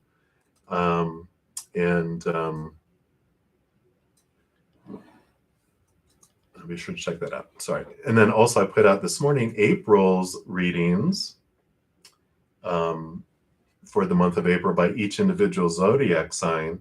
So if you are wanting to check those out, here is the link to those playlists. So if you need an answer right away, be sure to check out my my main page. I have playlists of pick-a-cards. So there's a lot of ways you can get some answers from Spirit if you need something now, and you're unable to come back at a later time. I do about an hour before I go live, I do post the announcement that I'm going live. You can jump into that early and get in line and put your question there as well. So just some hints on how you can do that. So Clover, you wanted to know, will you reconcile with Matea? So let's take a look here.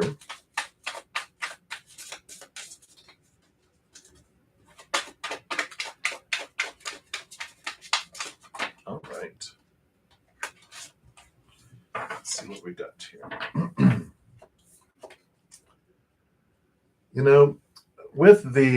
We have the Knight of Pentacles, which is this slowest moving knight out of them all, and the Magician. There's this pause that's happening here with any type of reconciliation. I feel like what Spirit is having you go through now is this slow movement so that you can step into your Magician energy, which is realizing how much control you have over your life and over what you draw into it and what you repel out of it. And I just feel like it's this energy that's going on here, I just feel like everything is on a pause. because I'm trying to find, I'm like, well, is there a reconciliation? And they're like, right now, what's important for Clover to know is that everything is going in slow-mo on purpose for a purpose, because they're really wanting you to focus on your power, your energy, stepping into getting to know, like this normally is our higher self, if it'll focus. There's usually like an infinity symbol. There we go. And it's you really stepping into knowing who you are, what power you have over your life. Really, also, I feel like it's deciding what it is you truly want in your life. Um, so I feel like they're wanting you to have this reflective period so you could really know and ask yourself, do you truly want a reconciliation with them, and why do you feel you want it? What do you feel it will bring you? Because they're wanting you to step into your power and to know who you are. And so I feel like there's this, um, they don't want to focus on that because they feel like this period of time that you're in, this reflective period of time, that when it ends, you won't care, quite honestly, is what's coming through. So that is what we have with that, Clover, for now. So hang in there. Many blessings to you.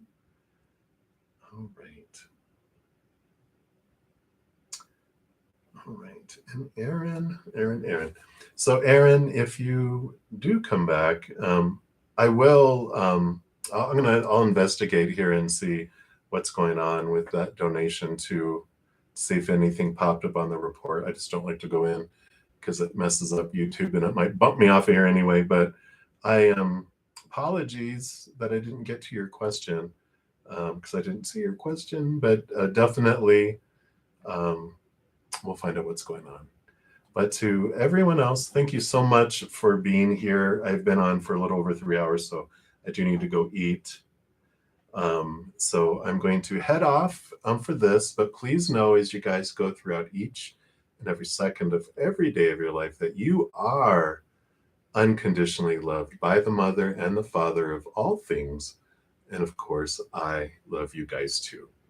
So I will be back in about 5 hours, like I said. So in about 4 hours, I'll put out my the little announcement so you can jump in there and post your question to get in line early. I will be back also tomorrow morning at 11 a.m. Mountain and tomorrow night at 7 p.m. Mountain. So a lot of opportunities left still. Thank you guys again so much for your thirst for spirit. Please hang in there. Have a great rest of your day, great rest of your night, wherever you're at in the world. We'll see you soon. Until then, much love to you, and you guys take care. Bye-bye, Tanya.